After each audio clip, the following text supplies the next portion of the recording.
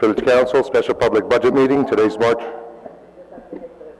You'll have to start again. 5 minutes? Start again. You want us to have 5 minutes, 7 minutes now of blank space. Good. Village Council, special public budget meeting. Today's March 8th, 2019. The time is 5:06 p.m. Adequate notice of this meeting has been provided by a posting on the bulletin board in Village Hall, by mail to the Ridgewood News, a record, and by submission to all persons entitled to same as provided by law of a schedule, including date and time of this meeting. Roll call. Deputy Mayor Knudsen? Here. Councilman Voigt? Here. Councilman Seaton? Here. Councilwoman Walsh is not present yet. Mayor Hache? Here. Please stand for the flag salute.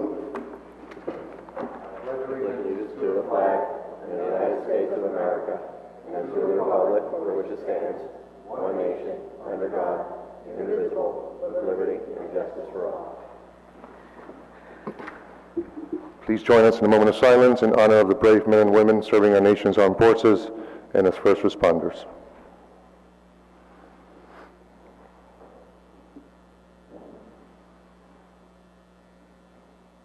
Thank you. Start with public comments, not to exceed 3 minutes per person. Come on up.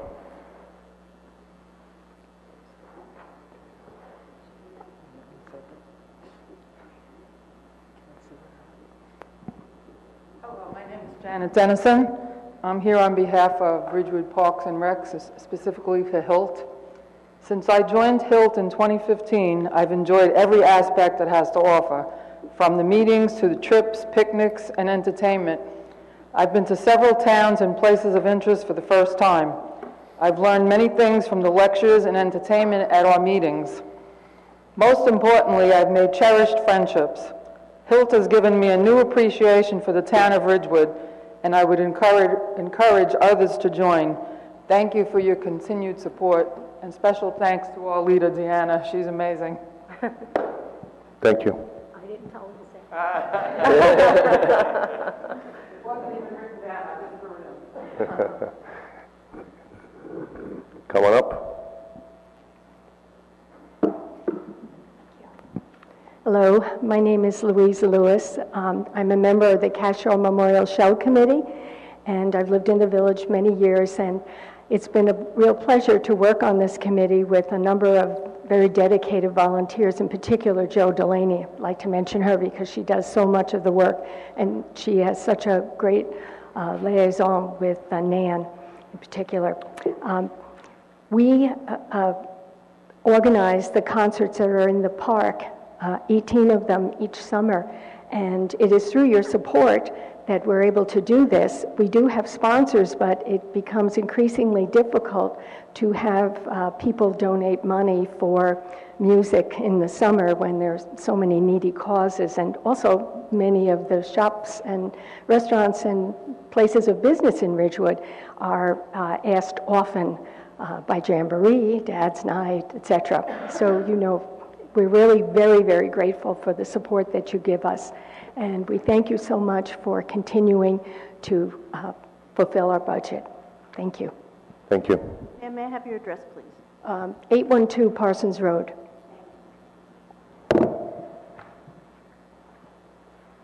Okay, anybody else? All right, we'll close public comments. Well, one more. All right. Speak now. Andrew Lowry, 441 Hawthorne Place. Speaking for the Shade Tree Commission. I would just point out that our role as the council has defined it is to advise and make recommendations. We view trees, and I hope you do too, as infrastructure, and infrastructure requires maintenance and investment, so it applies to operating as well as capital budgeting. I'm going to make 3 points. One is thank you for continuing to support replacement tree planting. 2, global warming is here, and it's going to increasingly affect our trees and how we deal with them. And 3, the central business district, trees and tree wells, as we have discussed, need attention. Number one, in 2018, we cut down 230 trees and planted 122, which is a major improvement over what we've done in 4 years ago. But it doesn't keep up with, obviously, the loss. There's a net loss. So that's something to keep into consideration for the future. Global warming, as we have seen in the last couple years, it's affecting the climate with storms, high winds, as we saw a couple weeks ago, heavy rain, insects, diseases not native to the area, droughts, hurricanes. All these things are going to stress our tree population. So we need to invest in and maintain, as well as clear up afterwards. We support the recommendation for a new truck, bucket truck, because we think, unfortunately, we're going to need it. And finally, the Central Business District, we've been working on this for a couple years. We've got a plan. We've spoken to different departments, and I think it'd be a good year to start making some progress in that area. So that's it. Thanks. Thank you. All right, we'll close public comments.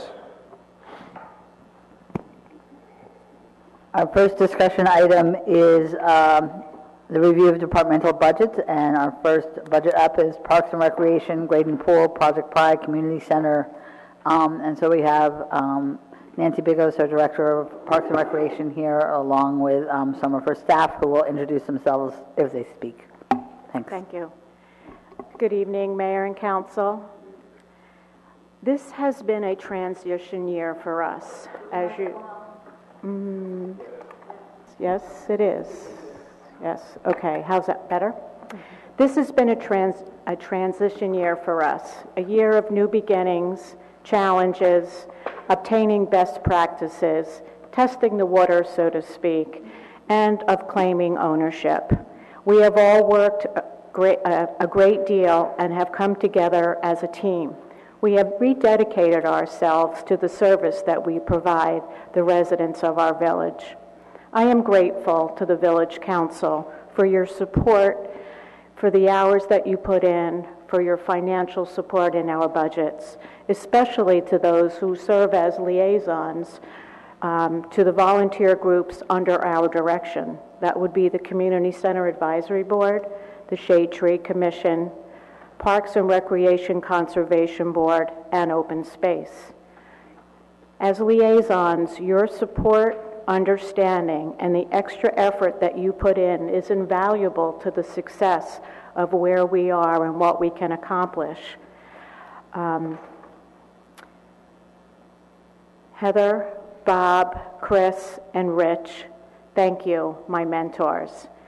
There have been so many times that I have come to you for your leadership, and you truly have made a difference for me. I'm so grateful for your guidance.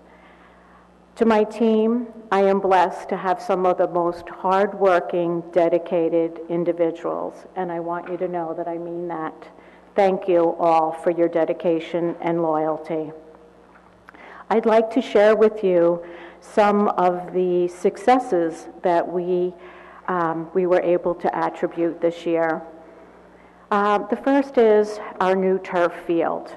We performed due diligence and research and chose the most qualified vendor for this substantial investment.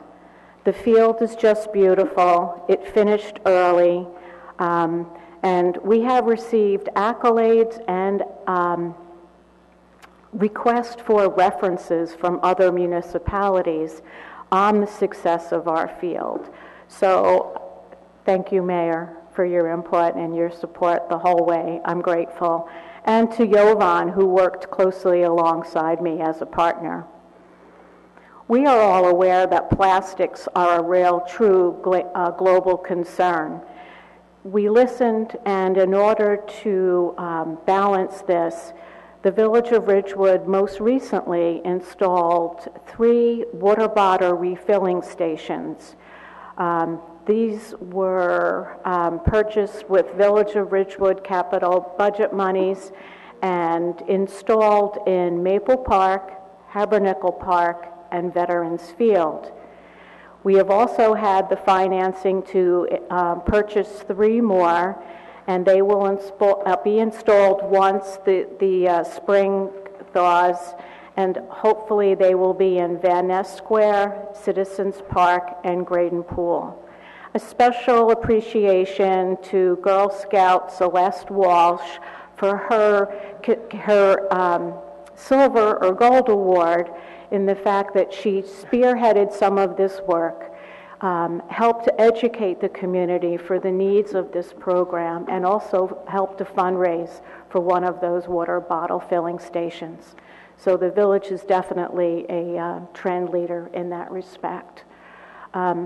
Most recently, I've met with members of REAC, and we are looking to work with the League of Women Voters to also propose educational tool for our children where we can get them to utilize these water bottle filling stations and stop with the plastic. I was most pleasantly surprised and quite proud when I received a phone call from NJRPA and the awards committee that the Village of Ridgewood Parks and Recreation Department won the NJRPA Award for Excellence in their wellness category. This is always prestigious and a great honor to be recognized from your peers. The program that won this award for excellence was our seasonal celebrations program that we partnership with Health Barn. We have seen many new possibilities and programs for all ages with our partnership with Health Barn. We now have a teen chef program, we have a Soups On program for our seniors, a nutrition over 55 program, and a brand new program for all the community, Nutrition 101. I am quite pleased to share with you that the revenue produced with our partnership from Health Barn was $50,323 in 2018. Graydon Pool saw a banner year. The water quality, clarity, and cleanliness was never better. We offered our residents a full scope of programs and a new means of communication via closures through our emails to our patrons. I am quite proud of our staff for bringing this together. It was quite an accomplished year.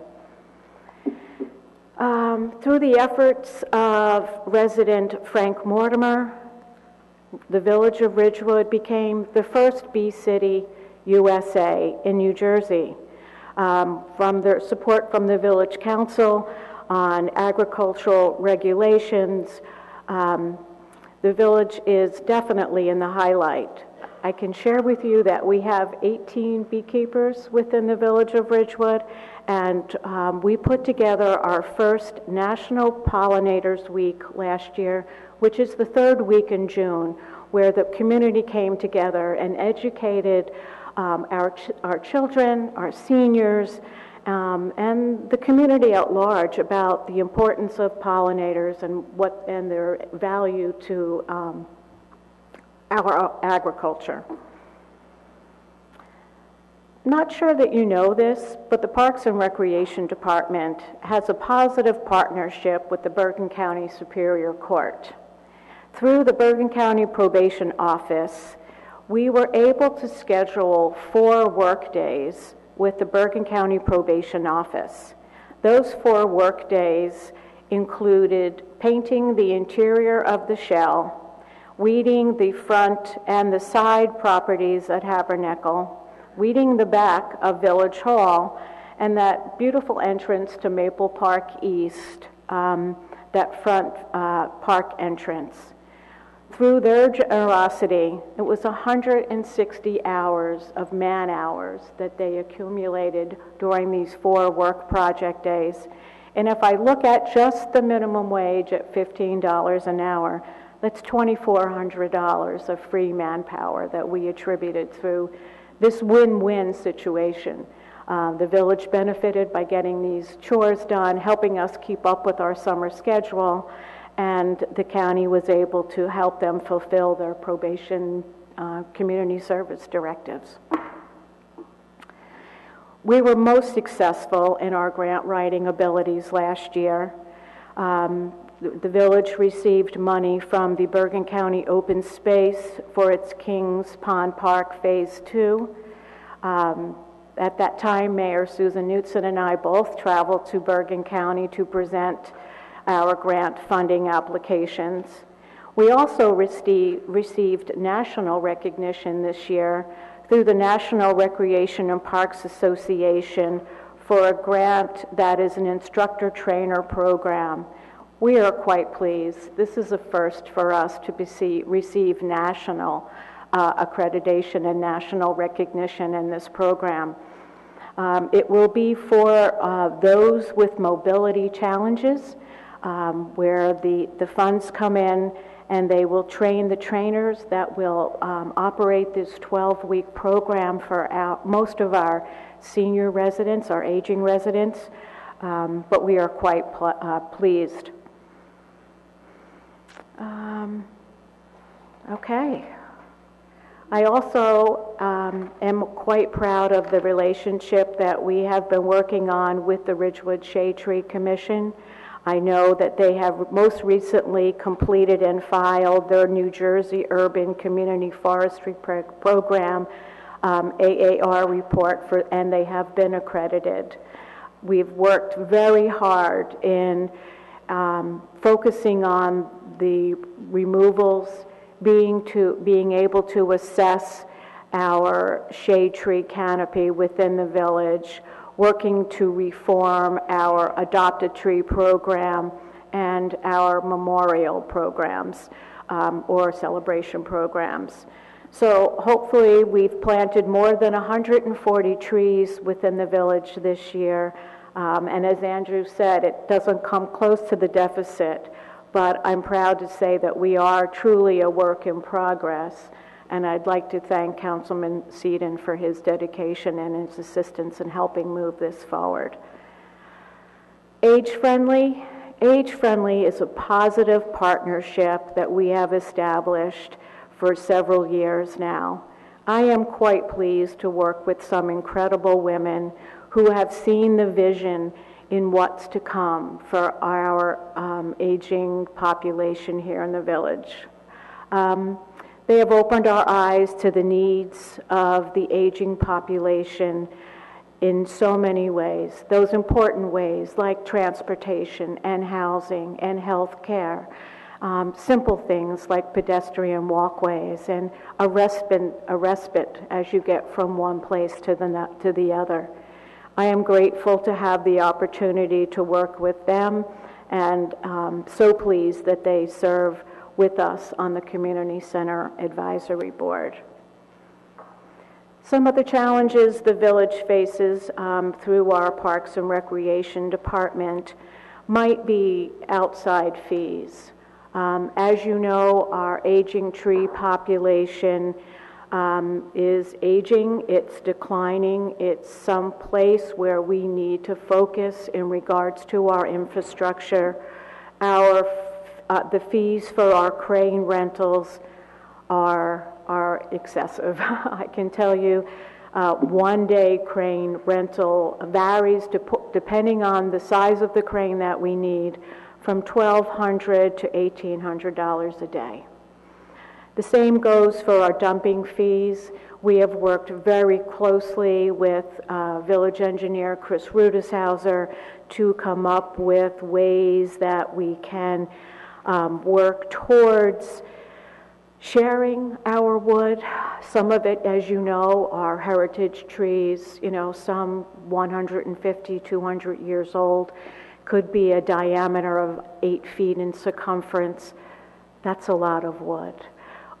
Chris has been able to find some places where we have been able to share our better woods, and they have taken that off our hands.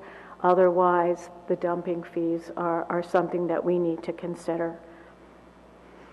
As you noticed in both the recreation, grade-in pool, and parks budget, our seasonal budget salaries has gone up. Obviously, you know that this is in retrospect to the minimum wage raising and the fact that Parks and Recreation most recently has completely revised its salary ordinance. I can't remember the last time we participated in a salary ordinance revision, but this new salary ordinance should bring us at least into the next 8-10 years. So I'm pleased about that, but concerned about minimum wage and how we are going to address that with our younger hires. Communication with our residents is probably a significant challenge for us. Many years ago, the Parks and Recreation benefited, and those of us up on the dais remember when our children had those Tuesday take-home backpacks. They came home, they were voluminous, you remember, Bernie. But you know what? It was such a positive way for us to get the message out. Every elementary and middle school student came home on Tuesdays with a myriad of information, from Parks and Recreation, from maybe the Y, from the Girl Scouts, from their home and school associations, about opportunities for programs and fundraising and community service. That no longer exists. Although we've all gone to technology, you can think about all of those programs on all of the home and school websites, all of those programs, or many of those programs on our websites, and they're lost. Our village is so blessed that we offer so much, but it's hard, and I would imagine, now that mine are older, it's hard to keep tabs of all of this. So there are changes. We have upped our quarterly brochure. We're doing 4 of those now, and then also 1 just for our summer programs. We need to continue to work on our Wi-Fi and the sensitivity, I understand, throughout our parks and municipal buildings, but that's important.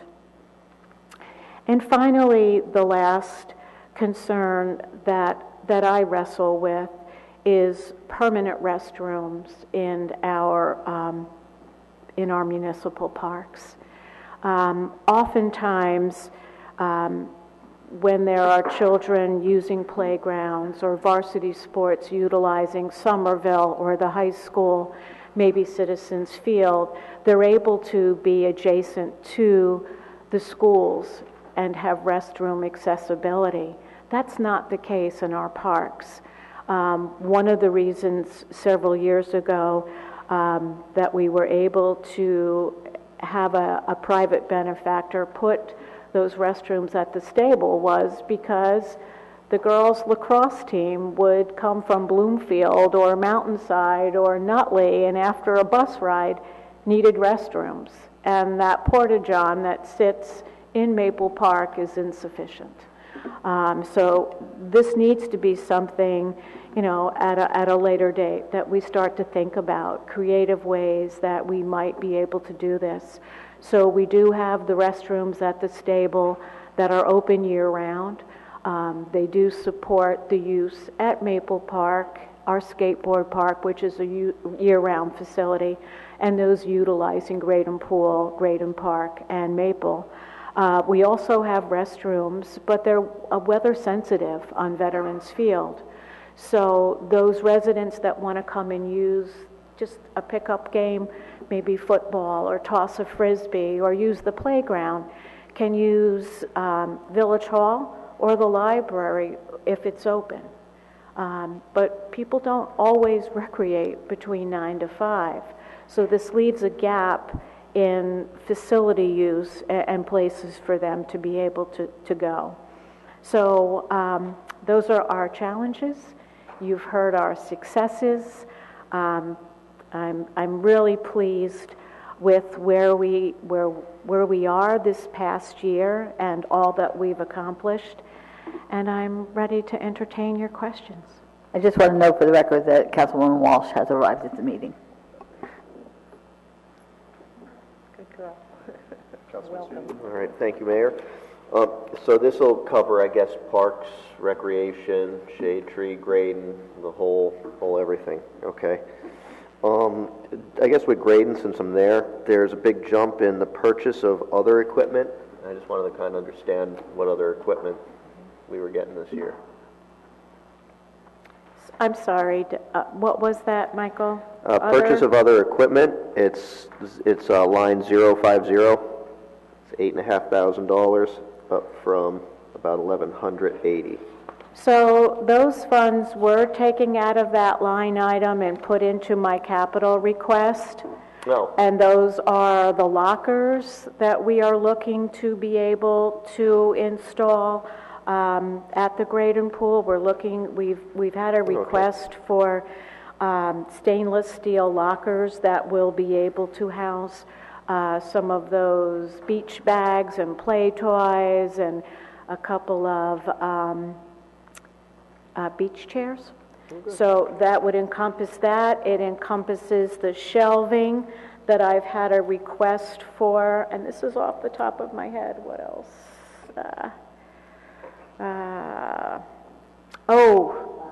New lap lanes. Okay. I can't even think when the last time, so the lap lanes are the ones, the last time the village was able to obtain lap lanes was a gift from the Ridgewood swim team. And I can tell you, I've been back for 19 years, and it was my very first year. So they're almost 20 years old. Okay, well, thank you. I mean, I know Okay. that the lockers are something that came up for the last several years, and it's good to see we'll get movement on that. And then my last grading question would be the bathrooms. I didn't notice that in capital. We were going to do anything to update the bathrooms this year. So I don't know if I missed It's already in there. We had appropriated a couple of years ago, actually. And if you recall, we're working with Connolly and Hickey.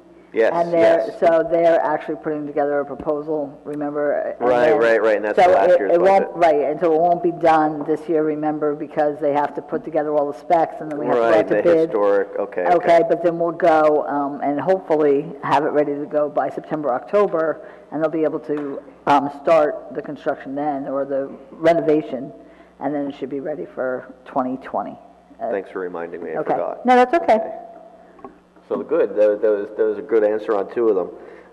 My last question, well, I guess for now, it'll be my last question, is shade tree.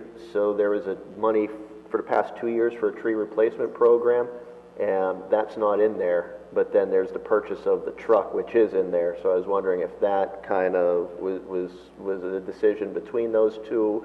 Could we see tree replacement maybe in the future, or if you could maybe just help me out with that. Well, I can tell you that I spoke with Chris Rudishauser earlier today, and that would be in his paving budget. As you remember, we did the streetscape planting and paving together.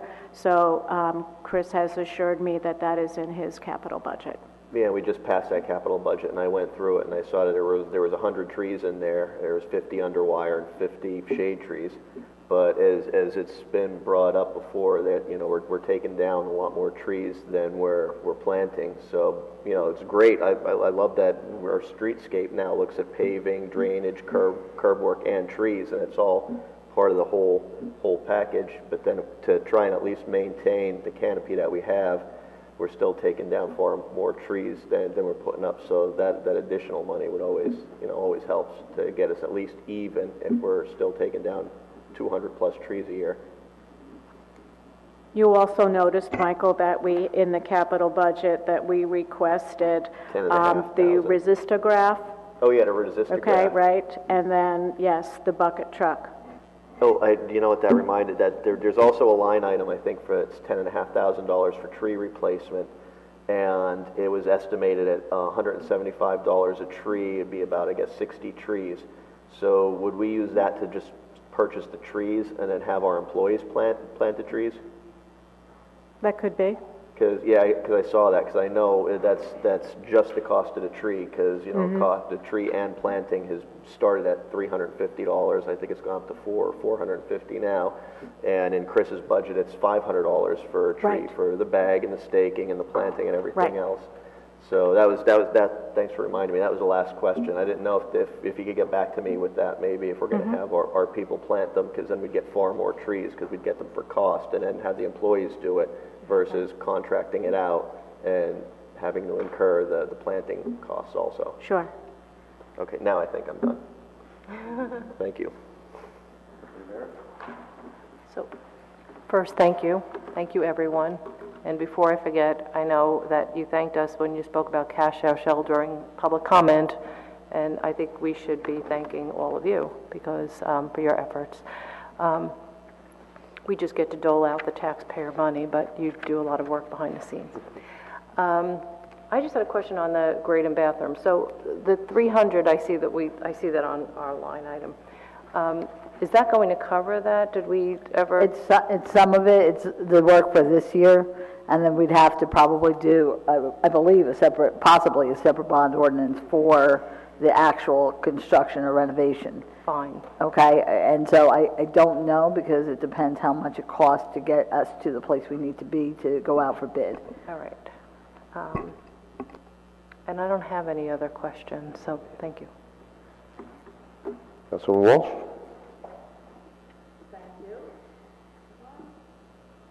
No. Is it on now? There we go. Now it's on. Yes, you are correct. We used to get all the information, and I constantly have neighbors saying, I missed something, I didn't even know about it. And we all get the flyers, and it is on the websites, but yeah, there has to be a better way. I know that you can put stuff on Burbio now that we have the Burbio site, but I feel like, and I think we've talked about this over the years, that there's such great programs. I mean, my kids have done the golf program, they've done soccer, they've done all of these different programs, art programs, but I feel like everybody finds out after the fact because somebody's talking about it. So, I mean, that sounds like a great goal to figure out how to get everybody to... We actually, the department does even have a Facebook page, you know, and I know that gets a lot of activity. So, you know, yeah, we're going to work on that together. Yeah. And that's the other comment that I would make. So, you know, we evolve. We start out, and you know, I started out in Ridgewood with little kids, and did things with little kids, and the parks were useful. And then, you know, we kind of scrolled through the years, and now it seems that I have 2 adult children and 1 teenager still. So my teenager has gone back to Graydon, like all of his friends, they're going back to Graydon after a couple of years where they weren't there. So I think that's the other thing, how to kind of reintroduce the teens to the things that are going on, because they're on the fields forever as young kids, and then I feel like there's a lull, you know, other than the organized sports, there's like a lull, and then they kind of want to come back. So I've been seeing a resurgence of them playing volleyball, yes. right? Yeah. So it's things like that, yes. Yeah, and I guess it's just, you know, it's like the evolution of the teens, I guess. So that's great. I think the only other comment that I would have is that Graydon, I mean, it has never looked better. I mean, really, Yeah. it is unbelievable, the difference in Graydon. And I know that it's taken a lot and filters and different things to get there, but it looks wonderful, and it's maintained, and, you know. Thank you. Everybody loves it, and you guys are doing a great job.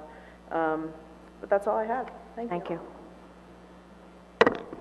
Nice job, Nancy. Thank you, sir. Several questions.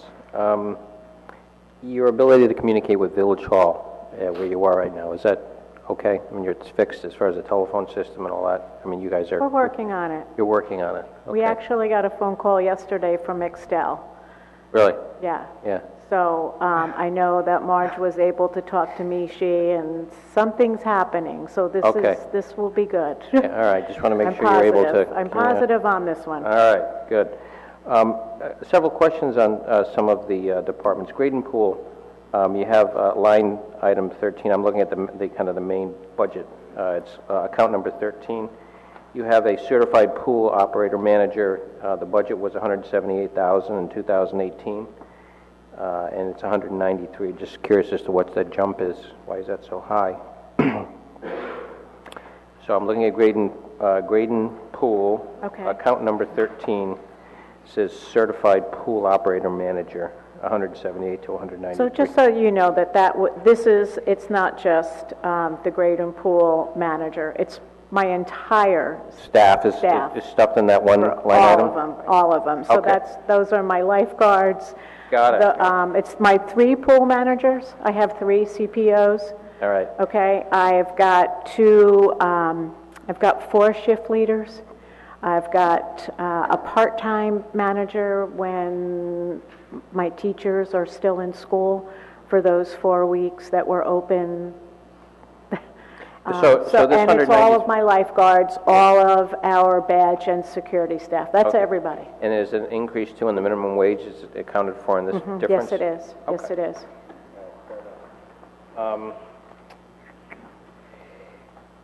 You have on number 29, on the same line item 29, you have a aquatic examiner service. What is that? I will share with you that this was an interesting concept that came to me from my colleague in Wayne. Tim Rotman is the new director there, and he also has Bathing Beach in Wayne. They've got a beautiful new facility, a new aquatic facility, but they also have I can't remember the name of it, but not the William No, but it's an older lake. Mm-hmm. And he had shared with me that Kate Wexler is the new American Red Cross aquatic professional out of Philadelphia. And she came to visit us, Marge and I. We do have a licensed provider agreement with the American Red Cross. And she shared with me that she has this aquatic manager assessment tool where they will come in and take an arbitrary day and assess our aquatic facility.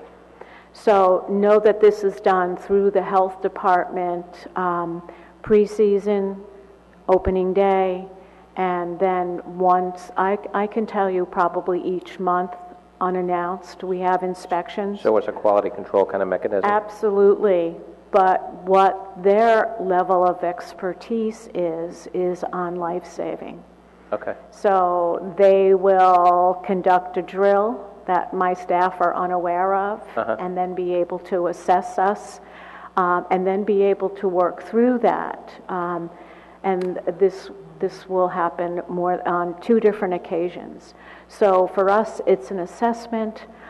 It's also an instructional opportunity, and my colleague in Wayne tells me that this has been supported by the GIF in his community. Good. So I just think that moving forward, it just raises our level of expertise, and I feel you can't be too cautious when it comes to life-saving. Deanna, with the community center, are everything okay with the heat and the air conditioning? Yeah, I'm going to discuss with the captain. Yeah. Yeah.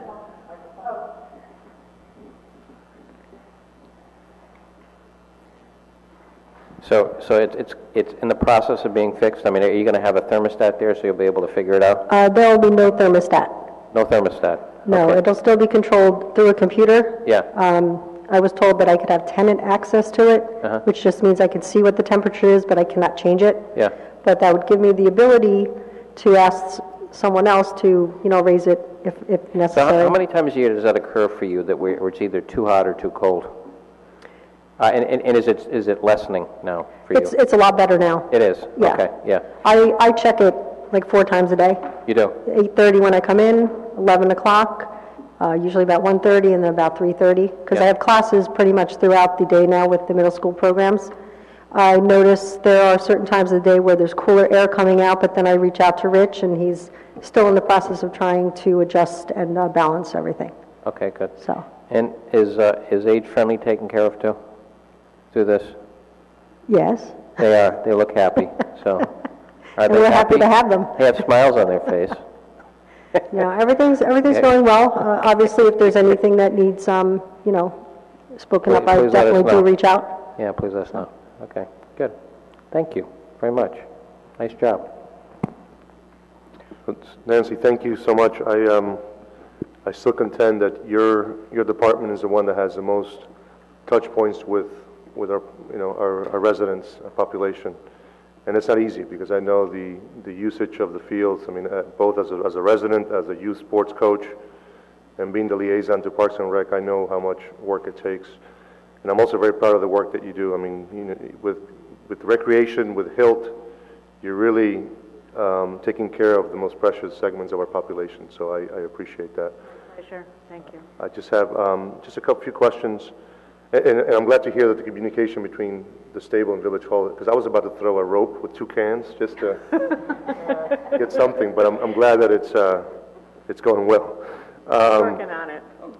The bottle refilling, I know that there are future plans to expand into Van Ness, into Graydon, into Citizens Park.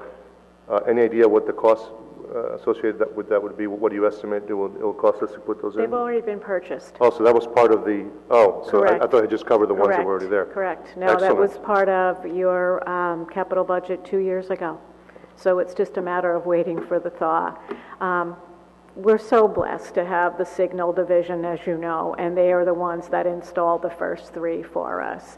It was rather time-consuming. We had to find the water source. We had to take out some of the old fountains that were out and about. That was what we did. We did study locations, the patterns of people, where the greatest traffic flow might be, where then is the water source, and then we had to, the guys had to put in a cement pad around them. The one at Vets gets a lot of use, adjacent to the Shell. So, yeah, we're on our way.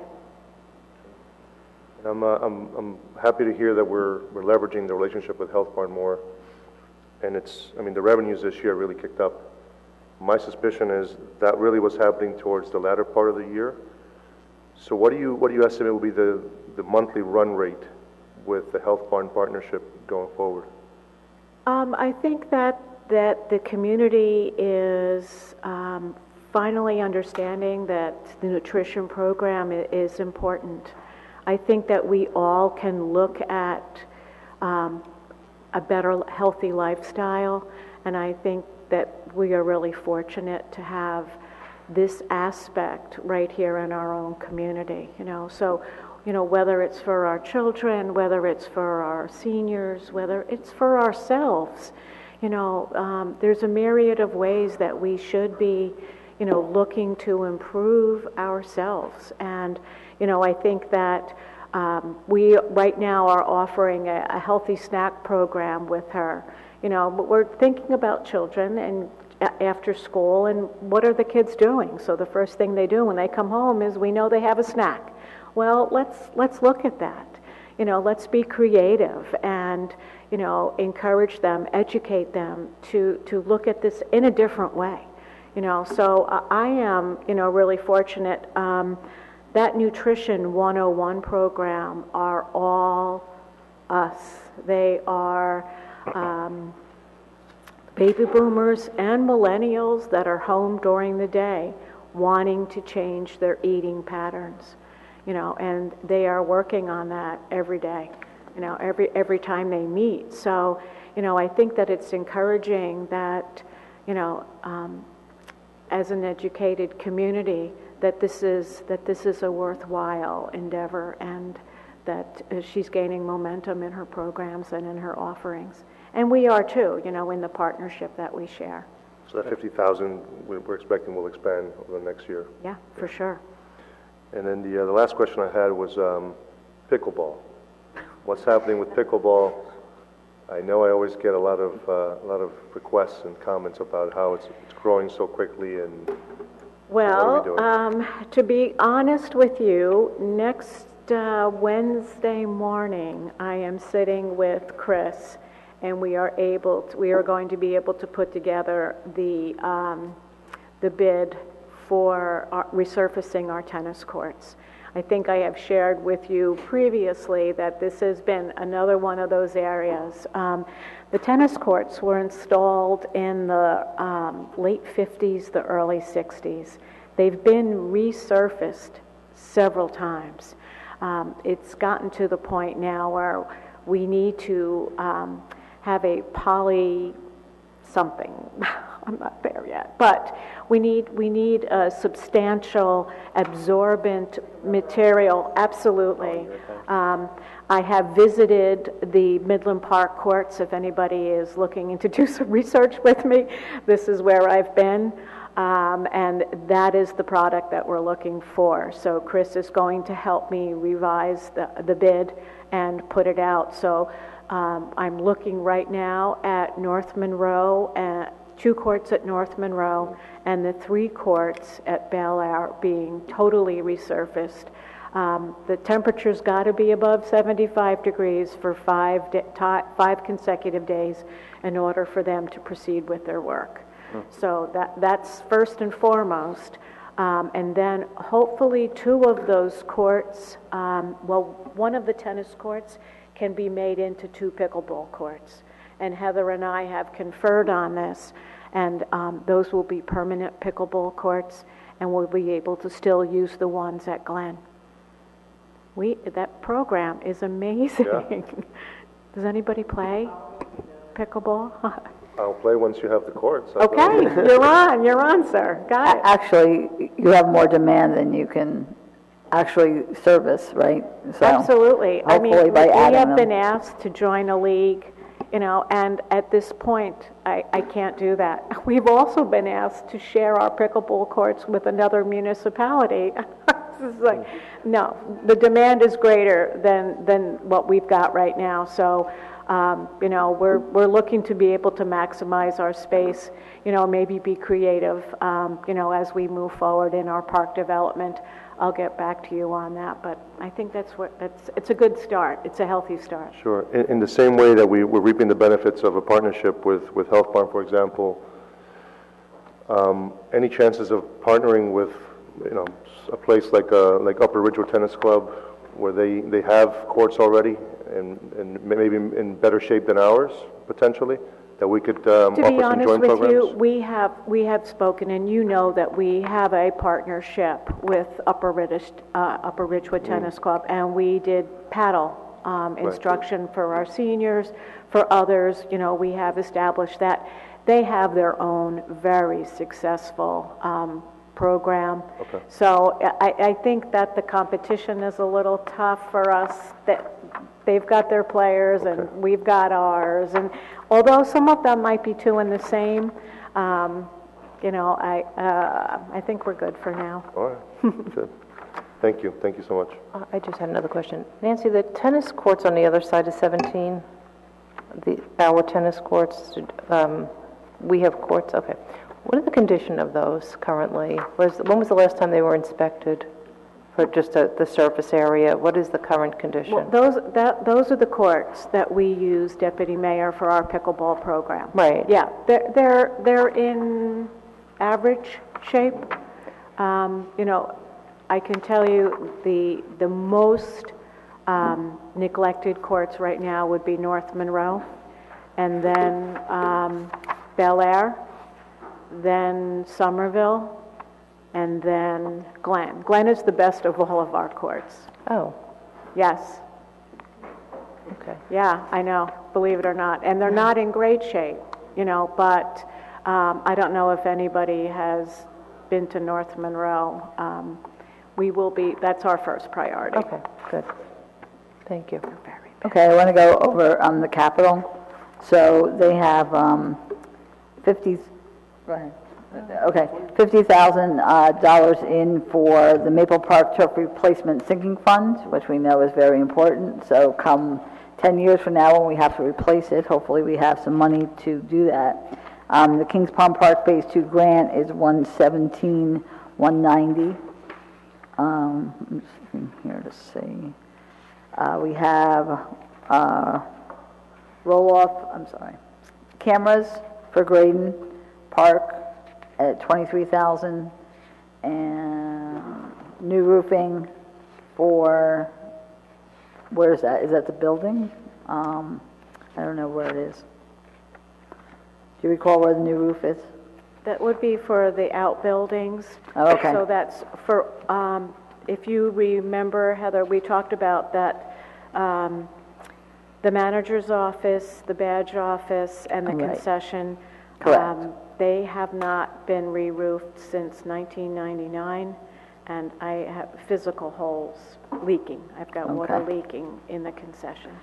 And then under vehicles for the Parks Department, the 75-foot bucket truck, I believe is the one that's in there, yes. And then we also have the resistograph arborist is in there as well.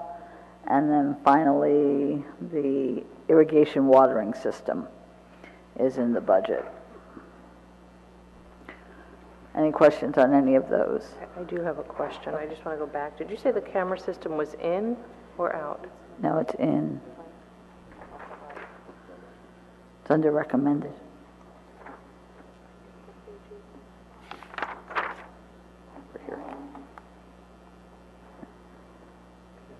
Right, I think that's the roofing. the Isn't that the roofing. roofing line? Here it is, right here. Under equipment, 23.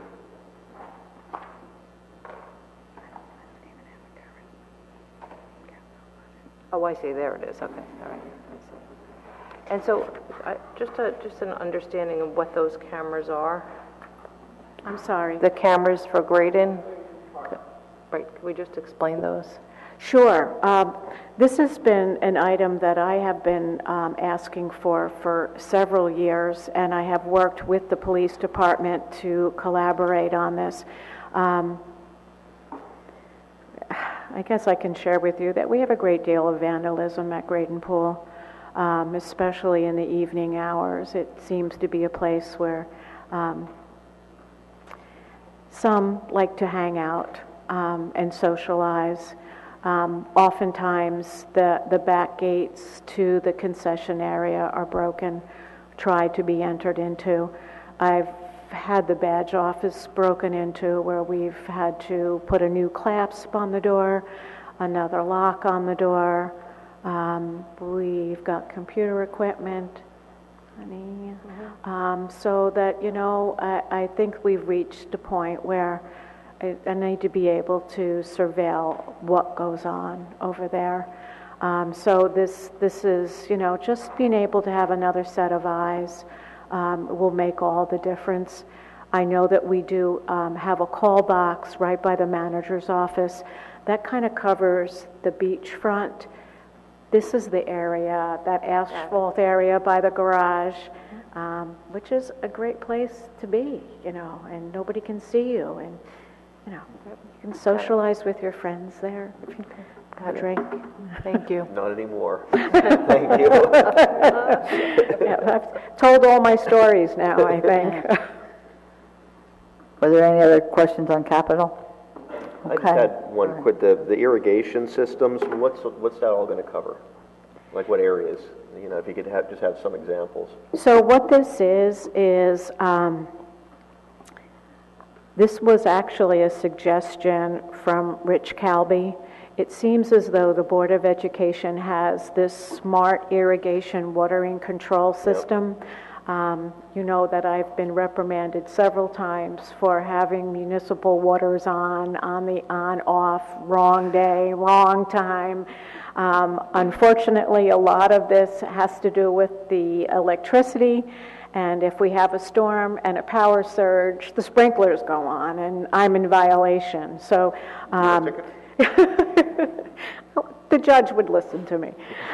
So this would be a system that would monitor all of our village irrigation systems with a solar panel that would alleviate some of this, not have us watering when it's raining.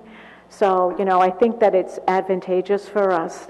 Again, Michael, sustainability and to be doing the right thing and setting a precedent for the rest of the community that, their government is on top of what they're supposed to be doing. Well, yeah, as soon as you said smart irrigation systems to control everything, I remember I sat through a presentation from, I guess, one of the companies that has these smart irrigation systems, and they walked us through the whole, Makes sense, how it works. right? And other municipalities were there, and they said they had them on their fields and things like that, so they could be in compliance and water when they need to water. So that's good then. Thank you. You're welcome.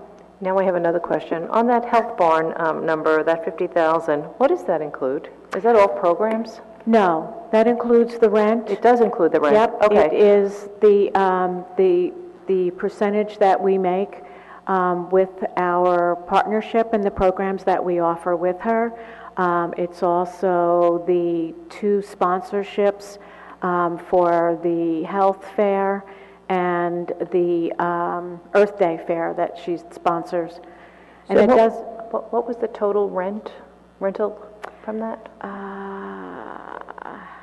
I want to say that's close to 44,000. So 44,000, so the difference, the difference is negligible on that. I mean, it's when you said 50,000, I have to say, I went like, wow. But now that I realize it's also the rent, which is, that's really all of that. So could you do me a favor? I'd like a breakdown of that now.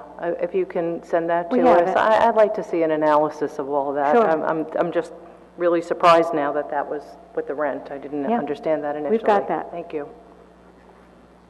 Any other questions? Okay, thank you very much. You're welcome. My pleasure. Our next department is Emergency Services, and we have Chief Tony Lillo here to speak with you.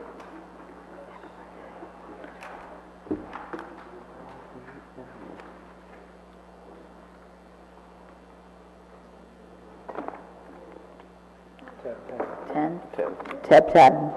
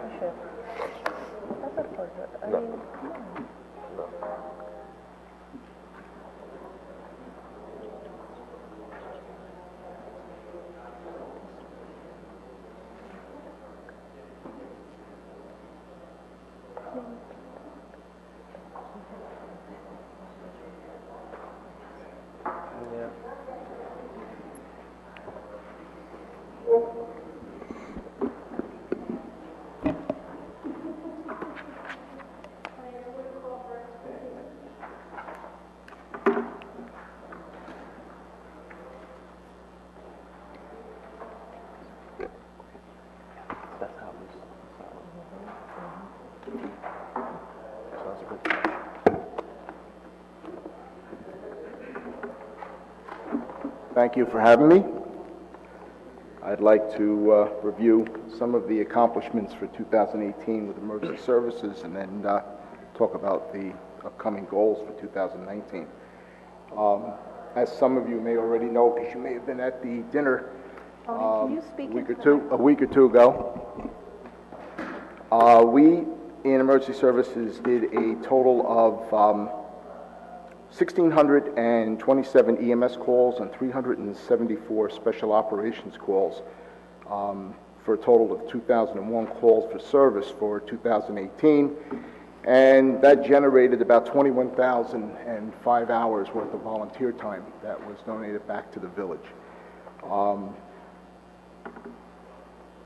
Very proud of the amount of time that everybody put in, and that doesn't include the time that we use when we prep for 4th of July, Memorial Day run, and all of the other different special events that go on in town that we're a part of. One of the things that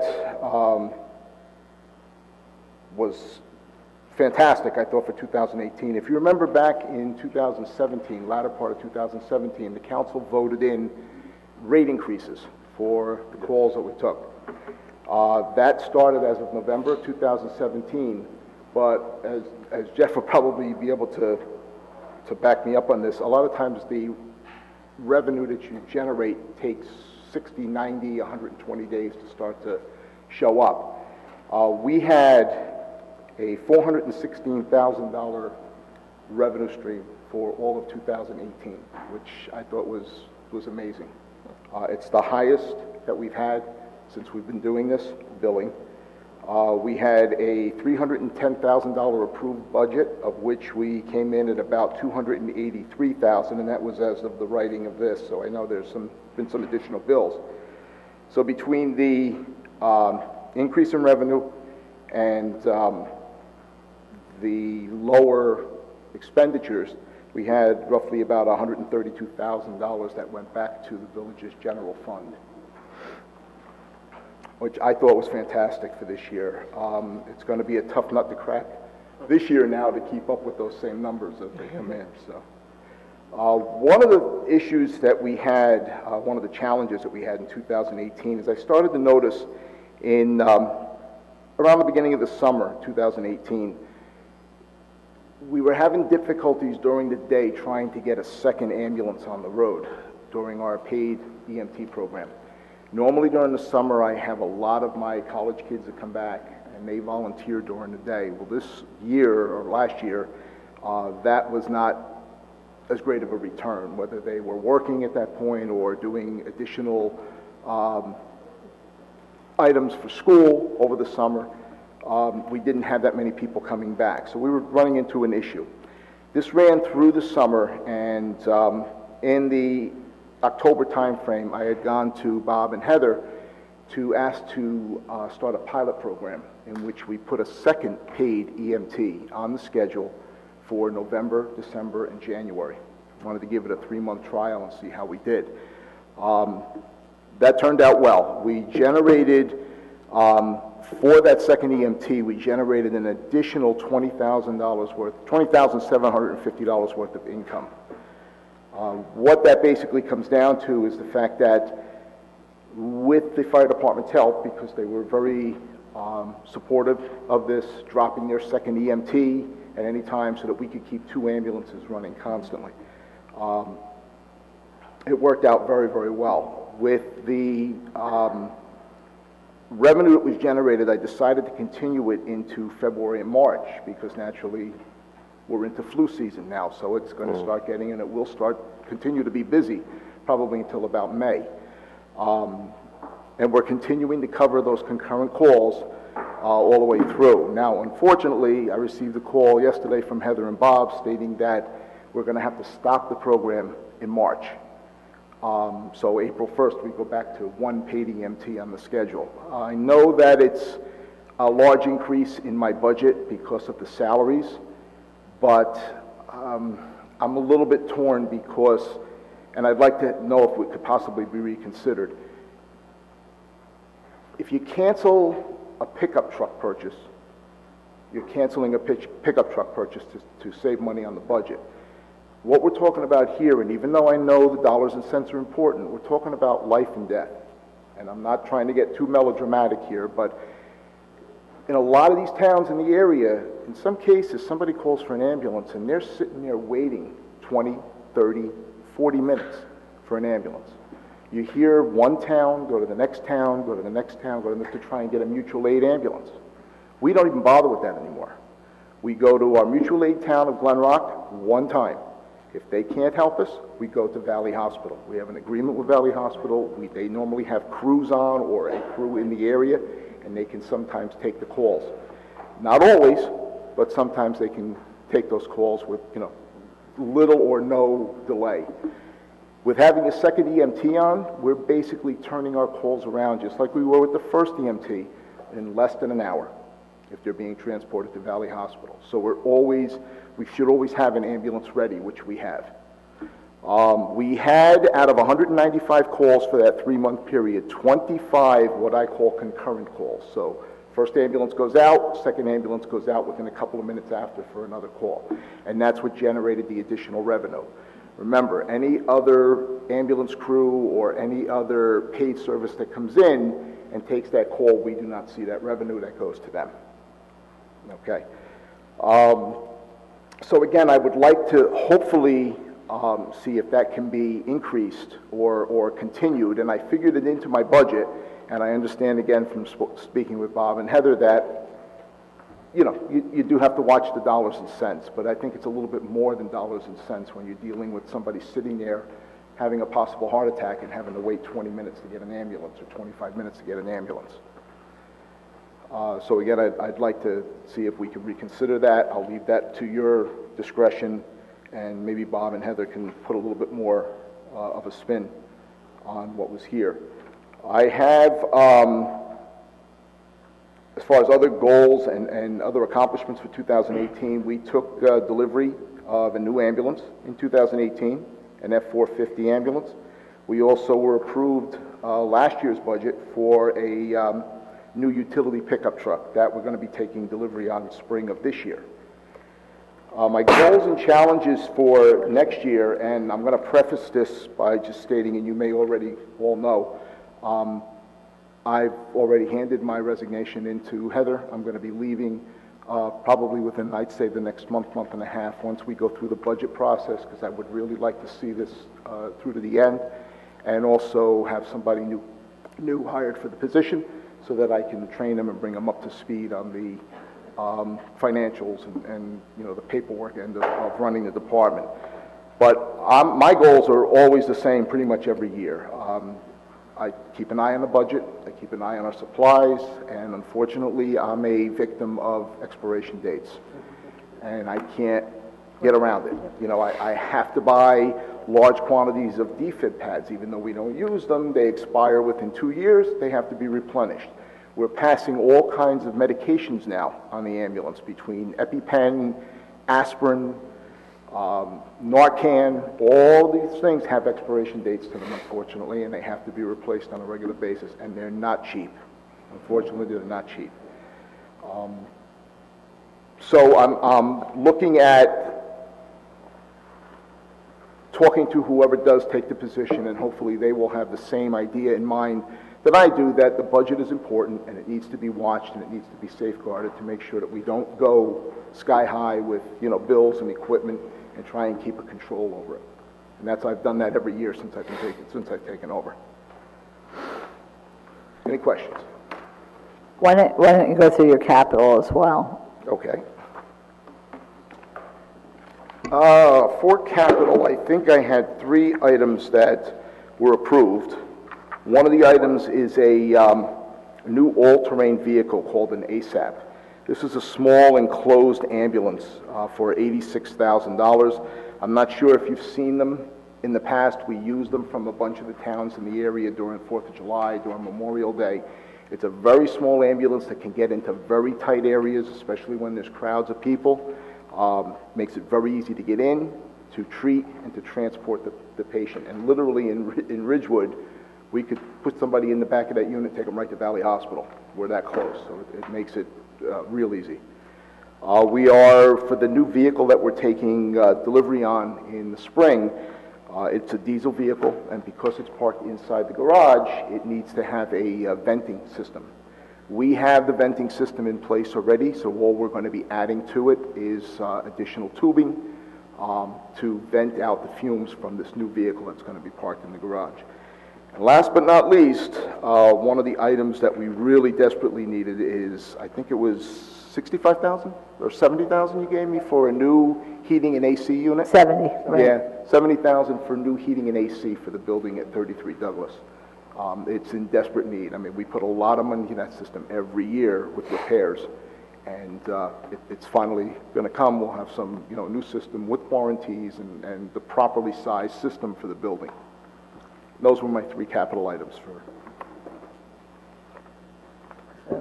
Any questions? Yeah, questions? I don't have any questions. I just wanted to say thank you for your service, Tony. you. Thank you for keeping an eye on the budget. And also, I do support the second EMT. I mean, you're talking about life and death situations, public health and safety, which is the number one concern for me.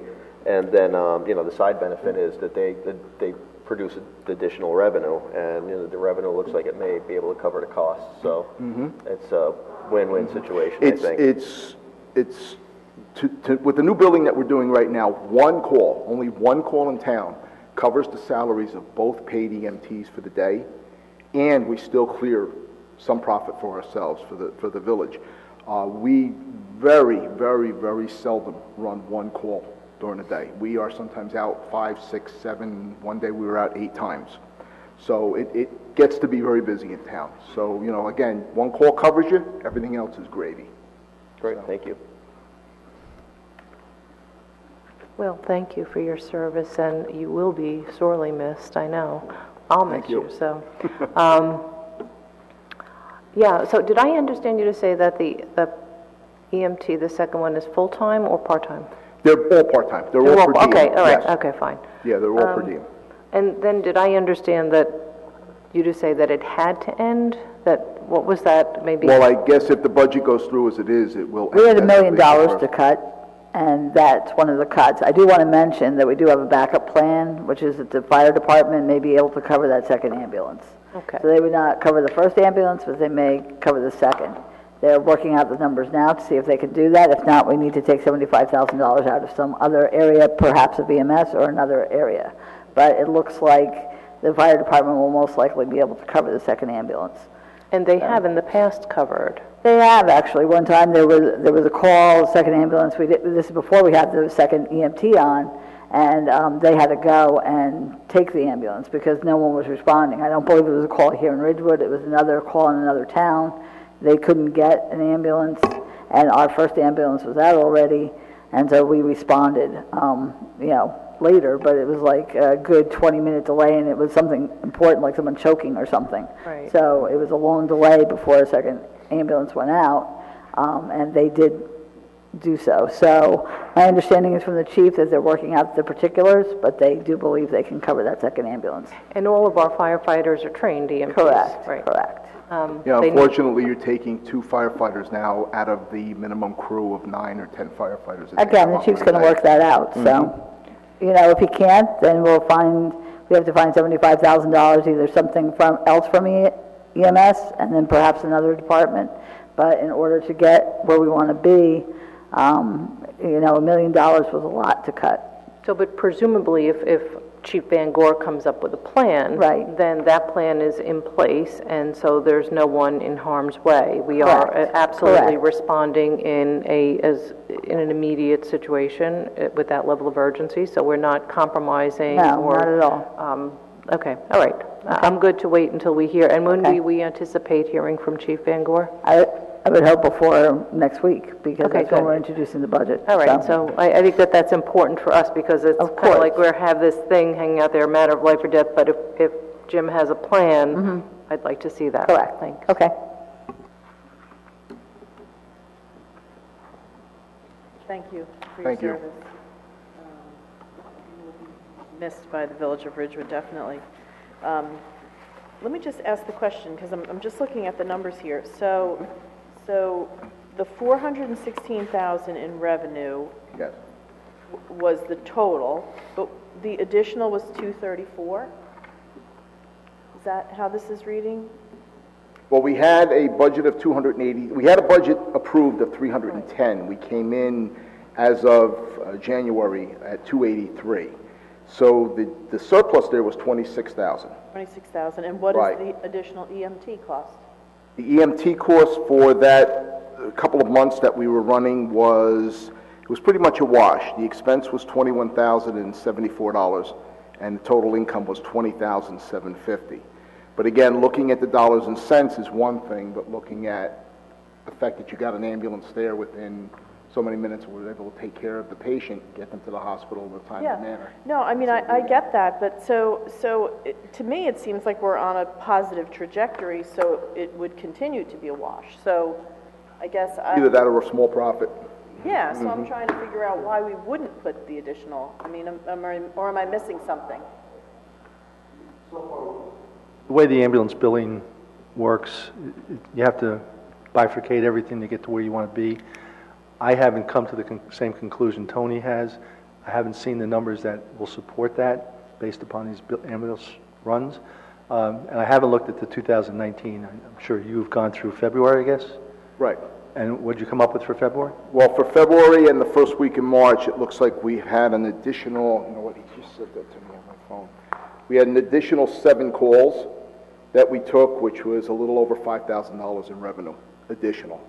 But again, all the numbers that I'm putting together are averages. I'm looking at, you know, if we were to make every dollar that we got for billing,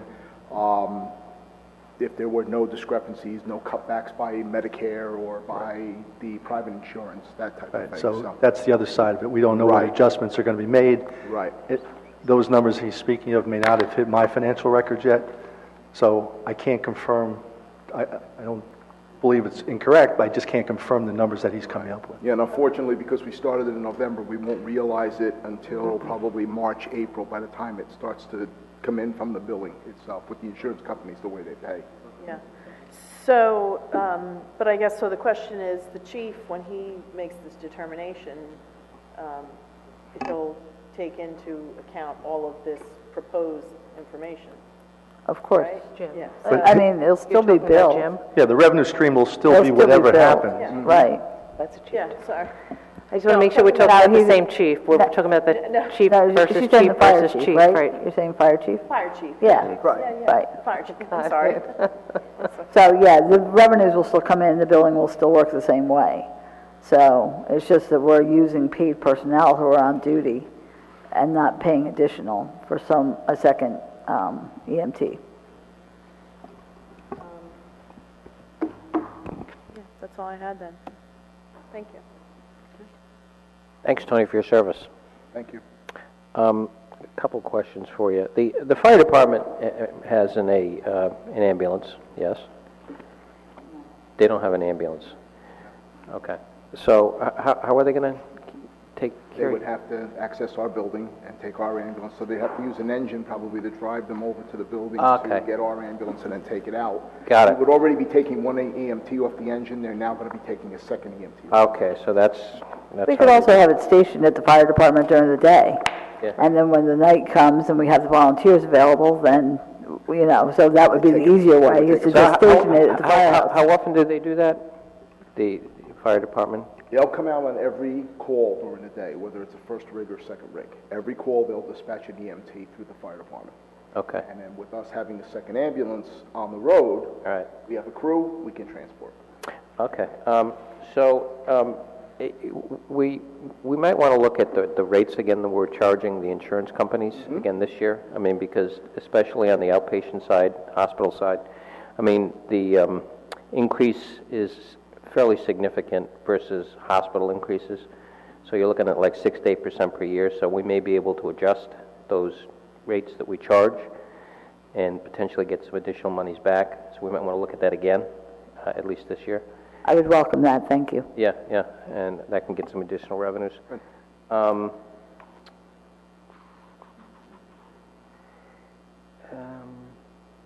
many calls do you miss per year the Valley gets? It's a good question. We probably, if we had not done what we did with the second EMT, probably all of those 25 or so calls would have probably gone to Valley. Glen Rock is also having an issue getting crews on during the day. So because of that, we probably would have gone to Valley. It would have either been Valley or Hackensack. The way they dispatch is when they call MyCom for an ambulance, MyCom looks through their GPS to see what ambulance is in the local area. So if Hackensack Hospital's ambulance is coming out of Valley after dropping off a patient, they may dispatch them to that actual call in Ridgewood, and then again, they get the bill. So you said, is it 25 per year, or is it? It was only 25 for that 3 months that we did the study. Okay, so 25 from Valley, okay, so, They would have taken. yeah, so you're anticipating like 100 per year then, I mean, if it's over 12 months? So, yeah, If you go the- 25 per quarter, yeah. Yeah, okay. So that's, I mean, that's revenue you can assume that for a year, 100, 100 of those times whatever we get per, from a revenue standpoint, just to see whether or not that washes or not. That's doing a second shift. I've been focused on, which Steve just reminded, any of the costs that are associated with the running the operation does not include overhead or any insurance allocations that may be associated with it. So the cost isn't exactly what you see here. There's other costs that would have to be added to this. Okay, you haven't put those in? No? Or are they in the total cost? These would be costs that are shown in the budget as general liability, things of that nature. Okay, got it. So if you really want to look at the cost of a unit, you'd have to bring those costs back into this. Okay, fair enough. So Tony, you said in 2018 we had 417,000 in revenue total. Right, 416,000. And what was it in 2017? I mean, because we did increase the rates. I mean, what did we get in 2017 from a revenue standpoint? 2017, I think we were in the, I want to say probably less than, close to $300,000 worth of. So we've increased it 117,000 in a year. It's a large increase. Yeah. Okay. Large increase. That's good. All right. Now it's going to be a tough nut to crack to keep going with that into 2019. Why? Well, you got to keep the call numbers up. As long as the call numbers are there and we're not losing calls, then we can keep that revenue coming in. Yeah. Okay. All Understood. All right. Good. Thank you. All right. That's good. Thank you, Chief. Just a question, because since we're talking about potentially fire department stepping in, would we still then be able to assume that revenue if the fire department is responding to the calls? They'll still put the call in, it'll still go to our billing company. The billing company will then go out and do the normal billing, and it'll come into the general fund for the village. Okay, good. So, basically what it does. All right, so I mean, I have no questions, but I just want to say thank you for so many years of service, dedicated service, and everything you've done. Some shoes can never be filled. I think yours is definitely one of them. Thank you. I just hope that you help us bring in whoever's going to take over and, Yep, no and problem. train them in your... I'm not going anywhere either. I'm around. It's not a big deal. But thank you all for allowing me to serve the village and serve the council. Thank you. And best of luck to you. And I'd just like to add also, thank you for your service and all of your volunteers as well, because the village is really blessed to have all those volunteer hours, because if we had to pay for those volunteer hours, we wouldn't be able to do it. And I know many of them, and they are very dedicated and have been there for decades. Yep. And so, and the new ones are just as enthusiastic, though, as those who have been there forever. They are. And so I appreciate everything you've done with the group to carry it on and carry it on at the same level of high service that we've always provided. So thank you. Thank you. Thanks, Tony. Our next presentation is for emergency management. Jeremy Kleiman, our emergency management coordinator, is here to present. This is my favorite budget, by the way. I'm perfectly happy to take my allotted 30 minutes. I'd rather I do that. Yeah, the quickest and smallest. How is everyone? It's great, thank you. Okay. So just real quick, I'll just run through, are we ready? Okay. Yeah, Nobody needs a break? Okay. I'll run through a couple of highlights from last year and some goals and challenges for the coming year. So there are two things I want to talk about from this past year. One of them was, we've been having over the last several years a bit of an issue with the nursing homes in town. And I think we finally, this past year, worked something out where we resolved it. So they are under, as I understand it, increasing regulatory burdens from both the State Department of Health and now the federal government. I got a call from both nursing homes this past year that there's some new requirement that Health and Human Services is imposing on them in order to keep their eligibility to receive Medicare reimbursement. They have to do additional disaster drills and disaster training and this kind of thing and account for that. And they very cleverly, tried to sort of shift that obligation onto the village to satisfy that requirement. And they've asked us to do their, basically, to run their disaster drills, plan them, et cetera, which is very time consuming. And moreover, there's a cost to that, because the way we would do that, if we were going to, use their facilities for a full-scale exercise, that we wouldn't otherwise have planned just to help them meet some requirements so they can get paid. We'd incur costs, overtime costs of police and fire and so on. So we sort of cut a deal where they would hire an external consultant to plan a disaster exercise for them. We would attend and observe and give our input, and then basically sign off, which is the requirement that they actually did it, right? So that was one thing that we finally resolved, how to deal with that going forward. So we're helping them without really hurting ourselves in terms of cost and time and resources. So that was one. The other thing I want to just mention is, and we had this conversation when I was here last year. You remember, Susan, we talked about the schools and a little bit of a disconnect between our public safety, working with the schools, and sort of training independently and not always talking to each other. So I'm really happy and proud to say that we've made tremendous strides, and in fact, over the last couple weeks, we've conducted a series of full-scale exercises, you know about it, where we combined, and this, I'm not taking credit for it, this was really the brainchild of the police chief and the fire chief, where the police department was going to train on an active shooter scenario at the schools.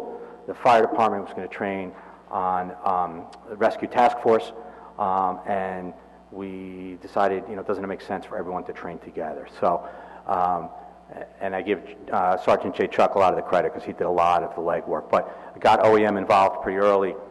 We engaged Bergen County OEM to help us. They came in and did a tabletop exercise last month for the command staff, where we sort of planned the scenario that we did at BF, and then we executed a series. I think we did 3. We're going to do one more 4-hour full-scale exercise combining law enforcement, fire and EMS, and OEM under a unified command structure. And it was excellent because it really was the first time that, other than a real-life incident, we've all sort of worked together and talked to each other. So fire and EMS are all trained in rescue task force. If you're familiar with that, it's sort of a combat medic kind of thing, right? So we did several evolutions each night. We operated a unified command with myself and the chiefs, and then we had 3 tactical, basically SWAT teams from the police department. We had a total of 39, I think, volunteer victims, and then we had 4 rescue task force teams that worked together, and it was excellent. We learned a lot, and by the time we got to the second evolution, we were able to correct a lot of the things that we did wrong the first time around, and it was great because it allowed us to sort of talk to each other and understand how each other operates. So those are the kinds of things which, I'm proud to say we finally are starting to do as a public safety community. It was excellent, and we actually learned a couple things that we learned. Some of the things on the tactics we learned that we have to fix. There were some communications issues with the radio systems that we fixed, some technology problems inside the schools that the schools have worked with us to resolve, and then of course working in a command structure, it was excellent because we were able to sort of step back, the bosses if you will, and manage the incident high level, and allow other people to actually do the tactical stuff, and we worked in logistics, support functions. It was an excellent thing that we did. So I'm very happy about that. A couple goals moving forward for this year. This has been on my list. You've heard me talk about it the last few years. The OEM website has now been non-existent for I think 3 years, and I'm not going to say more about that, but I think we really need to get that up and running again this year. And the other thing is upgrades to the Emergency Operations Center. I met with the police chief about 2 weeks ago to plan sort of renovating the EOC down in the police department. There is capital that's been allocated for OEM for new equipment and furniture in there. I do have to say that I have some hesitation about deploying that capital in that room for a whole bunch of reasons. the obvious ones, it's not the right room, it's not configured properly, the access is not good. There are a whole host of reasons. So I'm not saying that we shouldn't do it, just we're working up some numbers on what it's going to cost. And you know, then I guess I'll make a decision on whether that's the best place to put that capital. You know, part of the problem is, quite frankly, that room is overused, and equipment in the past that we've put in there has gone missing or been destroyed, and I just have some concerns around that. But I'm open to working with the police department and trying to find a solution to that. If there are no questions on that, I'm happy to report that I have no capital requests this year. And my operating budget, as you can see, is less than it was last year. Questions? Thank you. I don't have any questions. I just had maybe a suggestion, because maybe it's a good idea to hold off on that capital unless you come up with a better plan, but the water department is going to move out of Village Hall because we did purchase the Elks Club. And then yeah, Mike, and I think, I mean, unless it's going to change, I think the last concept drawing I saw for that space did have a small OEM office and a shared conference room with the clerk, which actually would be ideal. It's a bigger footprint, that conference room. Two things. One is it's a bigger footprint than the existing conference room in the police station. And two, probably more importantly, I think it's a more secure room, or I should say, less foot traffic in there. I think it'll be a much better place for it. So I'm open to that. I just don't know what the timing of that is, and is it worth it to hold off, 2, 3, 4, 5 years? I just don't know. But that's on my radar screen. Oh, good. All right. Yeah, that was it. So yeah. Thank you very much. Yeah, so I was just thinking the same thing, but I wonder if moving forward, if you, I guess, moved forward with the idea that you might be moving sooner rather than later to a different location, that you would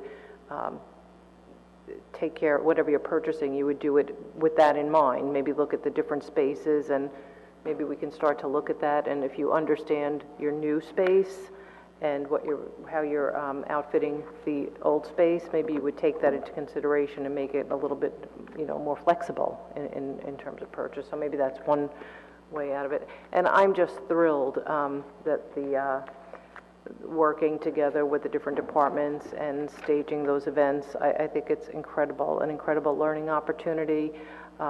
Hopefully we'll never need that, but I give credit to all of you, and I thank you and to everyone for organizing, because it's a really big thing to have that to understand what the emergency is, how we're going to maneuver, how everyone's going to communicate, getting out those kinks before there's a real emergency. So thank you.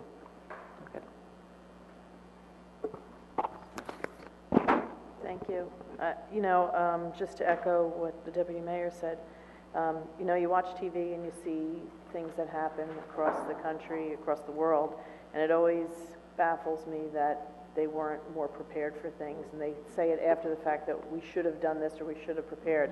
And I always feel that Ridgewood, not only are we prepared, but we always think of, the thing that could happen, or, so I'm glad that the training is going on, because you just don't know what's going to happen. Right. So you have to think of all these, unfortunately, all these different drills and training. So, and it's great to have a budget that's less than. Yeah. Thank you. So you're not giving yourself a raise? Just kidding. So the exercise that you did, I mean, how often do you have to do that? Is it once a year? We have to do 2 exercises a year to maintain our eligibility for FEMA reimbursement, but those can be, tabletop exercises, functional exercises, full-scale exercises, or if we have a real-life event, we can get credit for it. So even if it's a pre-planned event. So when we submit, we have a very detailed emergency action plan that we fill out, for example, for 4th of July, that gets submitted. It's all on FEMA forms. That gets submitted to the county, they submit it to the state, and so we get exercise credit for that. So So we fulfill our obligations. No, but I'm saying that from a recommendation standpoint, what would you suggest that we do? We do what you just Yeah, did? yeah, we You should did it do, once a year? yeah, or- no, we should do probably two full-scale exercises a year, but they are tricky to pull off. I mean, I have to tell you, getting access, something like this, active shooter, right? You need a school. Well, you need a school that's vacant.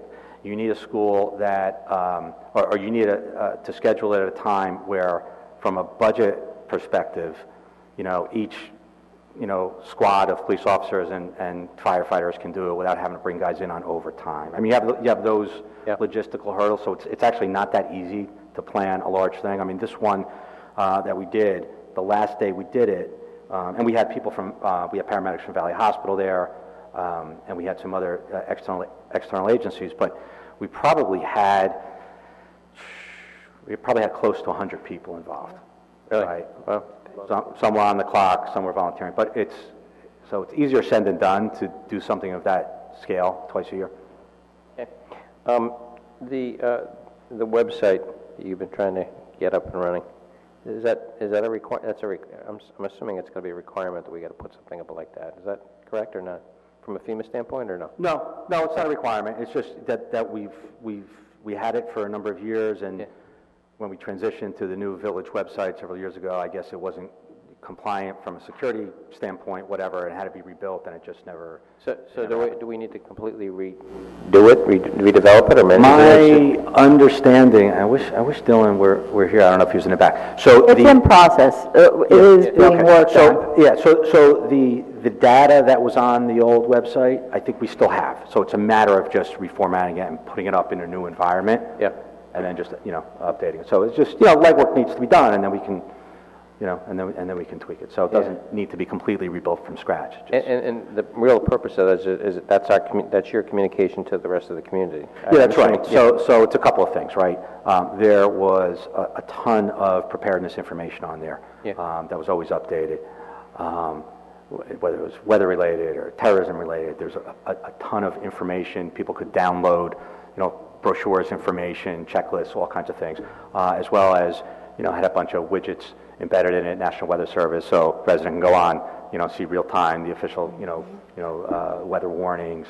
Our Twitter feed was built into that as well. So it was a good tool in terms of an awareness tool and building the brand, to tell you the truth. All right, good. All right. Thank you. Good. Thank you, Jeremy. Thanks, Jeremy. Can I just ask, because I see that it's actually, you can't even get on there. I just went to the website, so it just says it's totally No, down. it's a broken link. Yeah, it it's doesn't not work. even working. Okay. All right. Get that done? Okay, good. We are. Okay, so our next budget is the public library. So I'll have everyone from the library come up. I know Nancy Green, our director, and I don't know who else is coming up with her, but if they speak, certainly please introduce yourself.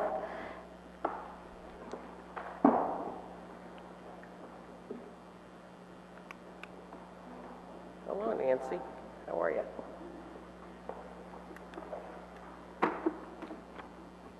So it's tab 20, it looks like. Cheers. Oh, hi, everyone. Thanks for inviting us tonight. I'm here tonight with Dan Cummings, who's a member of the Library Board of Trustees, Gail Campbell, who's the president of the Board of Trustees, and Tony Mathis, who's our business manager. And I just wanted to mention, I just talked with Jackie Lucky today about doing emergency security training at the library. Oh, good. Because, our doors are wide open to the public, pretty much 12 hours a day. And so we haven't done active shooter training in a few years, so we're going to go back down that road. So Jackie said that, they would try to help us with that. So I always start off by the way, you shouldn't have me wait to do my presentation because it's gotten a lot longer sitting there. But I do like to start with a little bragging. And within our county library system, we are we maintain our traditional role in nurturing a love of literacy. We're number one in circulation of children's and teen books. And we're also number one in a new role with digital lending. We're number one in lending ebooks and e-magazines. So that's interesting to see, I think. But those are things that a wealthy person in Ridgewood could get on Amazon or at Barnes & Noble. And one of the things that we try very hard to do is find nurturing ways that we can bring the community together. And we are number one in the entire state of New Jersey for educational and cultural programming. And that includes things like, and I'd like to thank Susan Knudsen, who's been a very loyal attendee to our luncheons, our ESL community. Now we're up to working with adult students from 34 countries.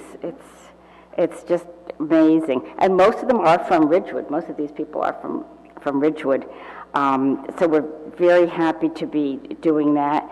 And we also work with a lot of adult students that need help with computer skills. This month we're doing programs on resumes and QuickBooks and LinkedIn, things that people can use to get a job. We're also doing some kind of fun stuff.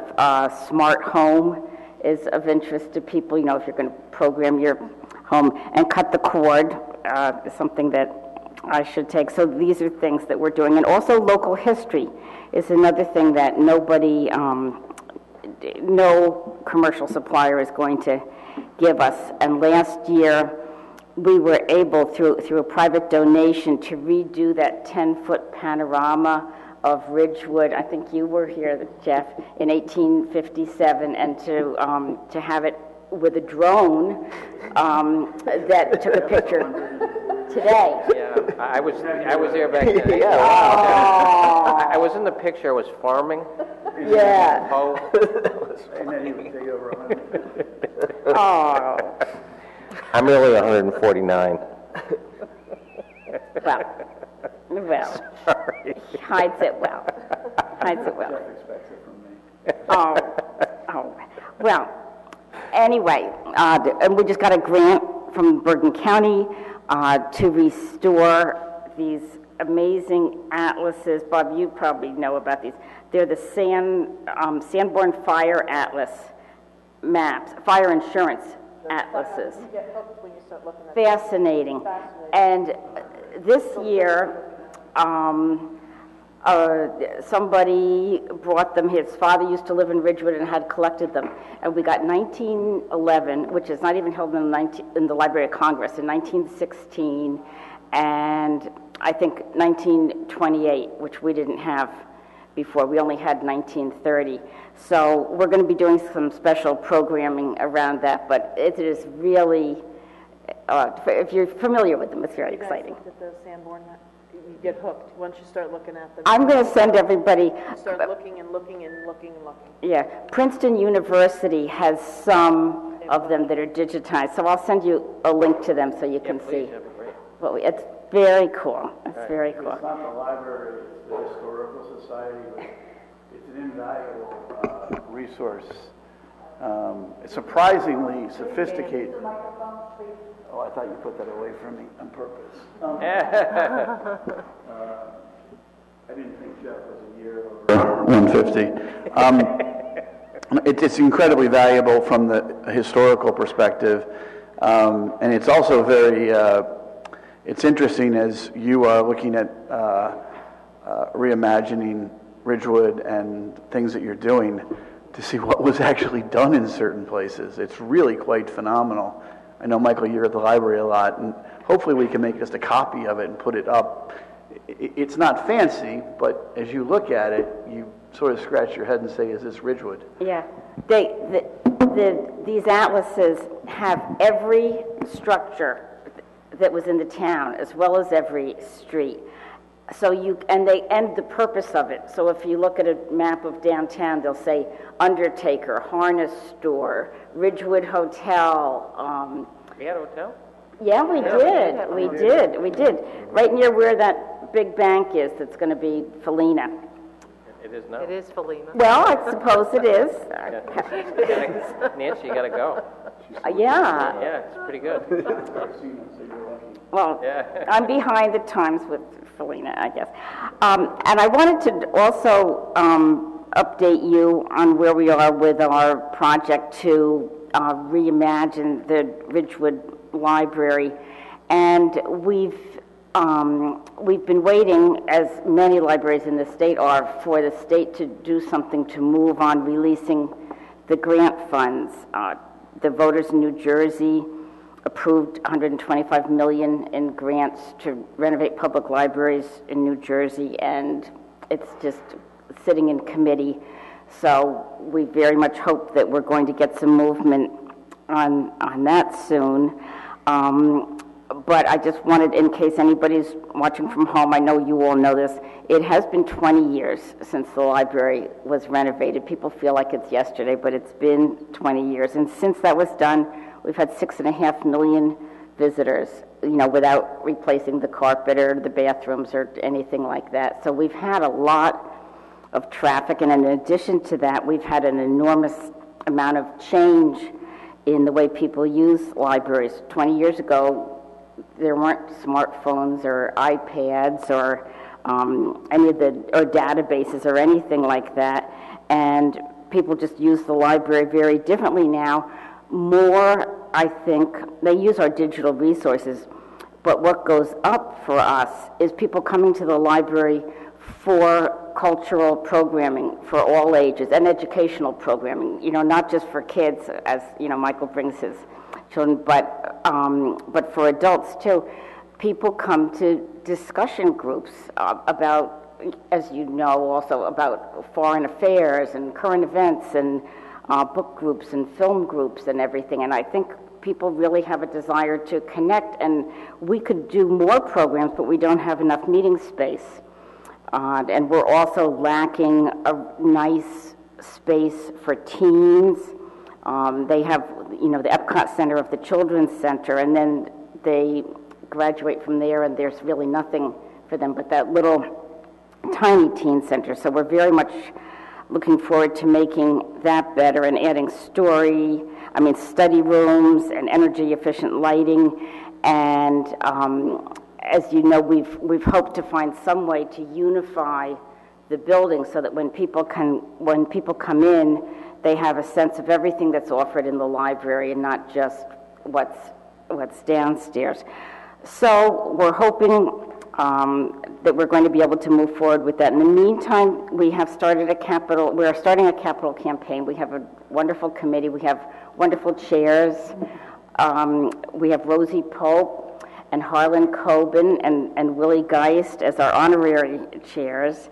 And we're having 2 events on Tuesday, April 9th at 7, on Saturday, May 14th at 1. That's on the front page of our newsletter. We're inviting everybody in town to come and talk to us. At this point, we just have a concept, and we still want people to give us input while we're waiting for grant information about how we can make the library ideal for them. So the way we do things here is I talk about our functions, and Dan talks about our finances. But did you have any questions about what we do over there? One of the things that I want to assure... Microphone. Oh, yeah, sorry. I'm sorry, Susan. One of the things that I want to assure all of the council members is that we're moving in parallel. There's not an answer. We know from having spoken to every one of you that there's not an answer that works for the library. And there is a plan B, C, there's a lot of things that we're considering. But we're trying to be responsive, listen, reflect to you what we're hearing, and I'll get to it in a second, but reflect that in the form of what it is going to cost to provide. Our baseline assumption is the most draconian, which is that the money is all raised privately and maybe some publicly, but that most of it is raised privately. If we are so fortunate as to get a appropriation from the state, we would gladly take that. It's $150 million, and if you visited any libraries around the state, you can see that there's a lot of need for that money.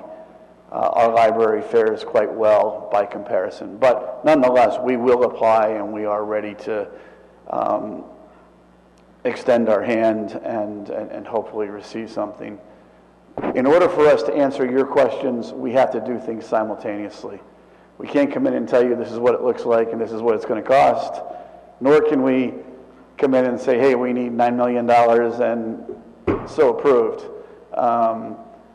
So we're trying to balance the two objectives.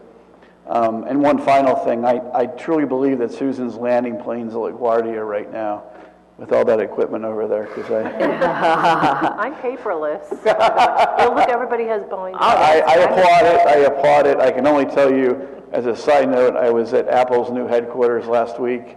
They had a goal 2 years ago to be paperless, and it's not paperless.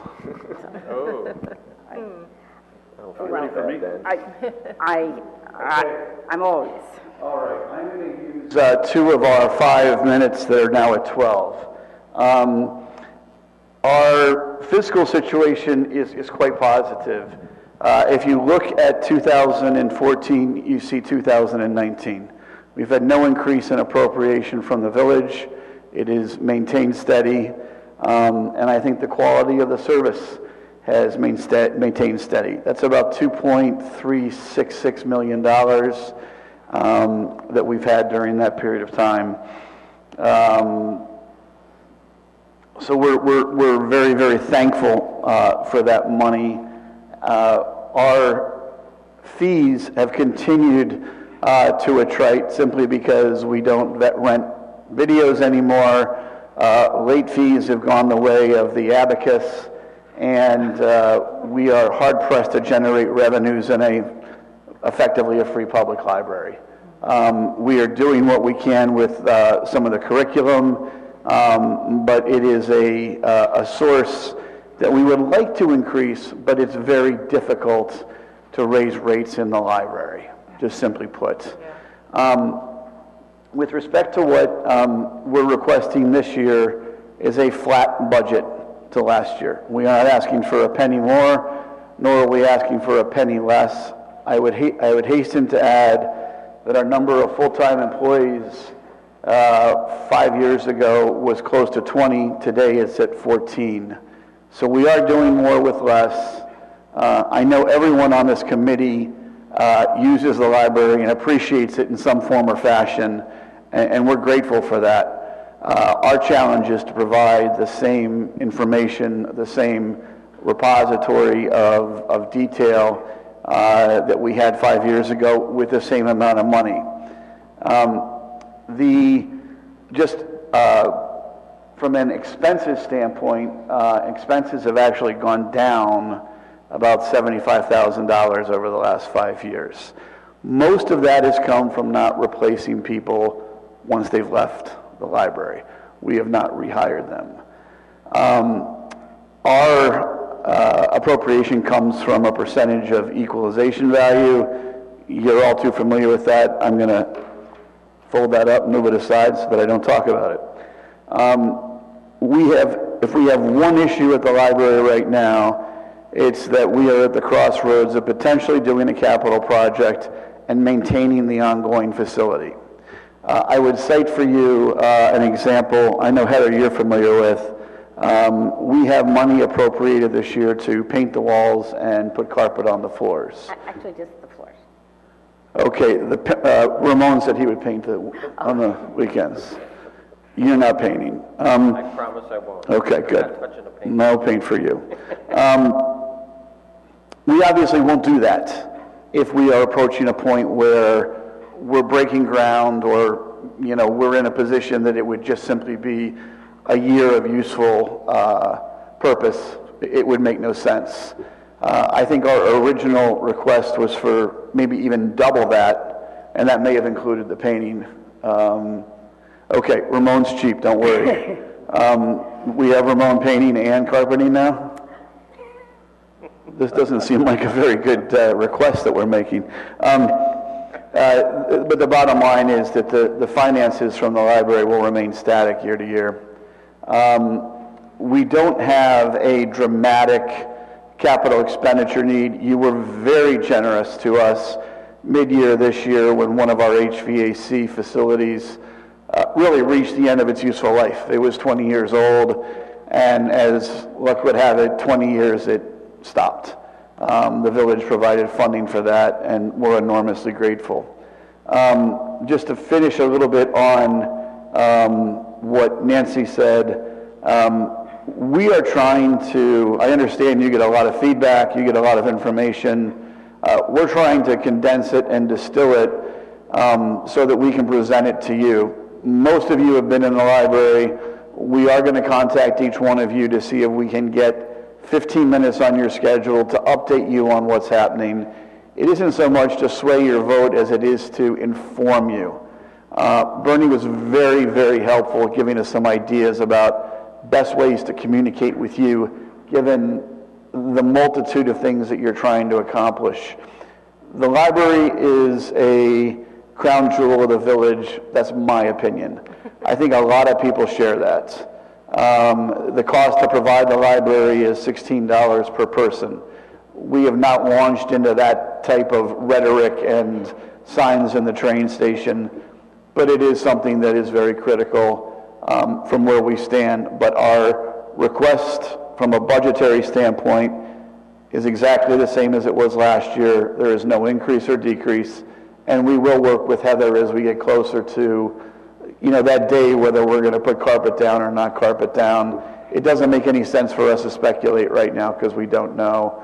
And the final thing I wanted to say was I welcome everyone to our board meetings. They've become especially spirited.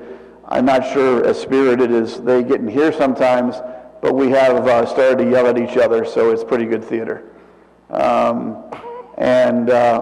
I would encourage, and Jeff as well can come. But I think we're in good shape, but we're at a crossroads. The very final thing I want to say is we are not oblivious to the fact that the village has more needs than it does resources, and that sequencing, Susan, when she was mayor, was very clear with us about priorities and in the order in which priorities could be achieved. And we appreciate that, and we will work with you on that. I want to remind you that we're at 2020 now, and the library is tired. It is not in great shape, but we're doing the best with what we have. Thank you. So the one capital request is $90,000 for flooring, just so you have it. Right. I got 84 in my head for some reason. Carpeting? Yeah, that's for carpet and tile for the entire building. We got a quote for that. We know that no matter what happens, we have to do that, and we thought that perhaps the village would be willing to set that amount aside. We're not going to be spending it this year, but to set it aside for the project whenever we complete it. We are, from a library science standpoint, trying to evolve. There are many programs. I would cite one in particular called Lynda, L-Y-N-D-A, which is a repository that's now owned by LinkedIn, that if, Bernie, you go home and want to rewire a lamp tonight, God forbid, but let's just say you did, I guarantee you that this video will show you how to do it. Susan, if you wanted to work on your photography, and it is incredible the amount of resources that are online, that there is no charge. The only barrier to entry is remembering a 324-digit library card number. That's all. I just had a quick question. What's with the Buckles line number? Has that gone up like that? Oh. Why is that? I mean, it was supposed to be something that was really less expensive and super accessible. So what's up with that? Explain that if you'd like, Dan. Okay. Two things happened with that. One is Buckles, you might remember that a year ago, delivery stopped. We've had delivery funded by the state for many years, and the state rebid it, and it didn't work out at all. At this point, the state is funding it, I think, through June, but they're not going to continue to fund it. Bergen County amount of delivery absorbs an inordinate amount of delivery of what the state spends throughout New Jersey. So we're not going to have that support from the state any longer. Buckles did a study, and they decided that delivery is such a key component of what we offer that they're going to create their own delivery service, and the cost is $9,000 per library, whether it's a library like us that brings in 200 volumes easily every day, or a library like Hohokus. Every library is going to be paying $9,000 toward that. The other part is the database fee.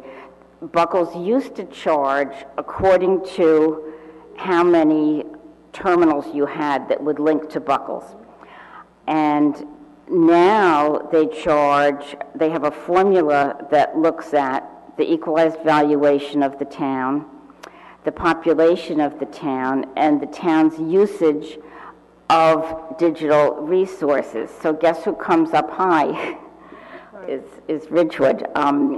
But it does make much more sense than just looking at the number of terminals and access points that the library has. So those two things have affected us, the funding formula and Buckles assuming the responsibility for delivery. You do a splendid job. What? It's an abysmal disaster. Oh. It's a bottleneck that has not been relieved for over a year. The money that is spent is unclear to me that it's effective. Well, They do a great job. Buckles will be starting in June to run their own delivery system. Okay, interesting. I mean, it's just really just a big jump. Yeah. Okay.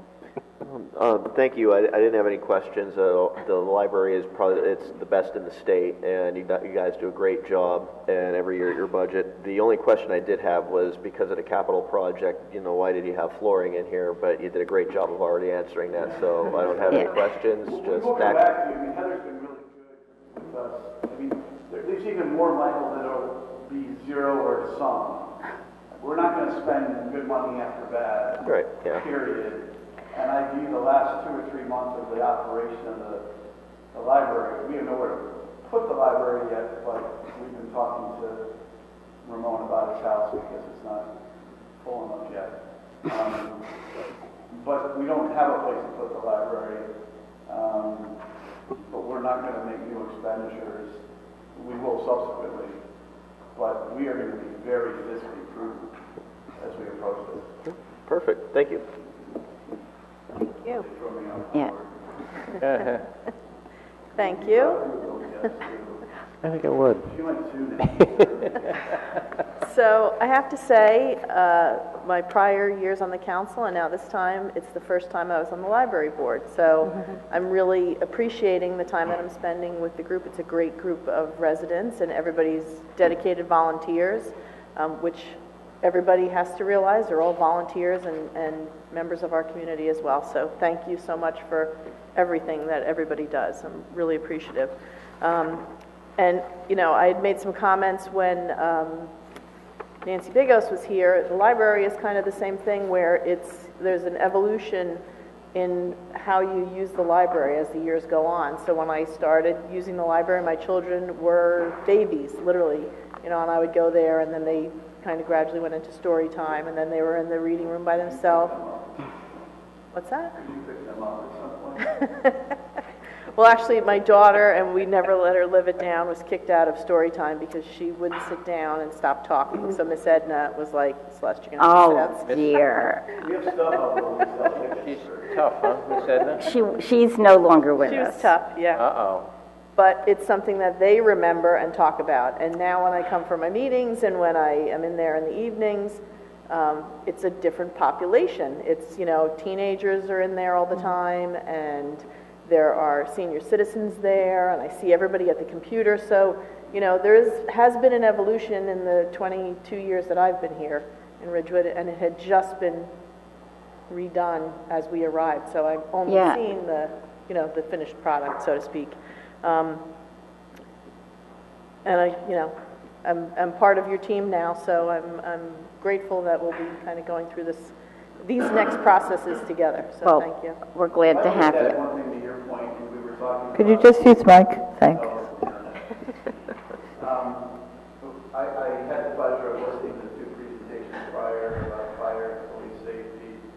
I don't want to overstate it, but safety in the library is something that I think we should have a concern about, an ongoing concern about.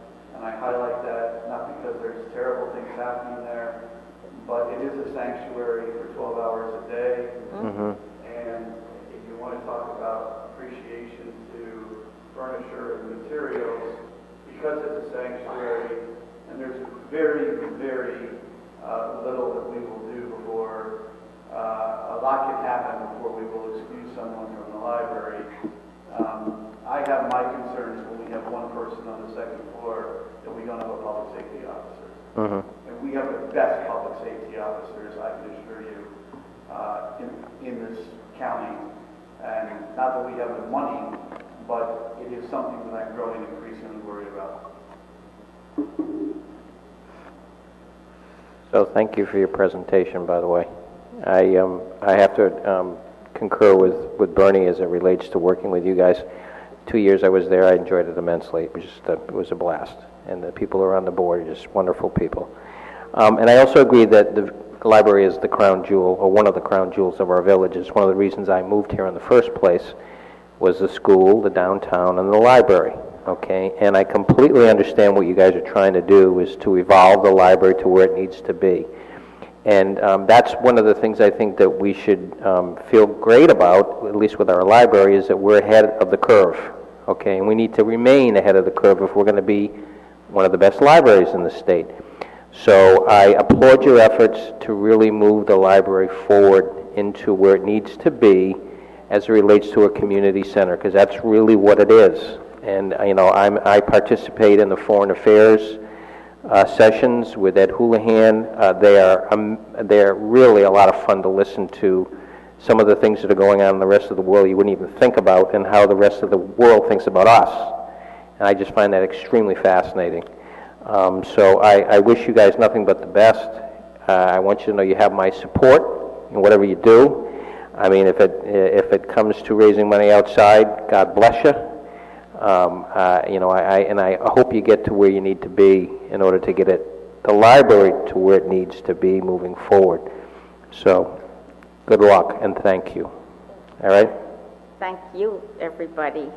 We're very grateful for your support, and also Heather and Bob and Steve and Donna are help to us all year.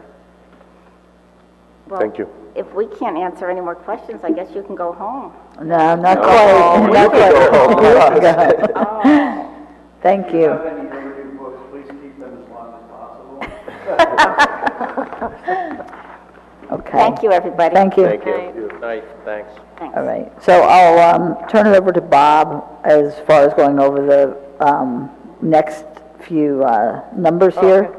And then we'll get to the final Okay, good, thank you. 2019 current fund budget proposal. So the handouts that I gave you earlier tonight, tab 22, revenues. It's about a 4-page document, spreadsheet. So this is the basis for the revenue streams that we bring in.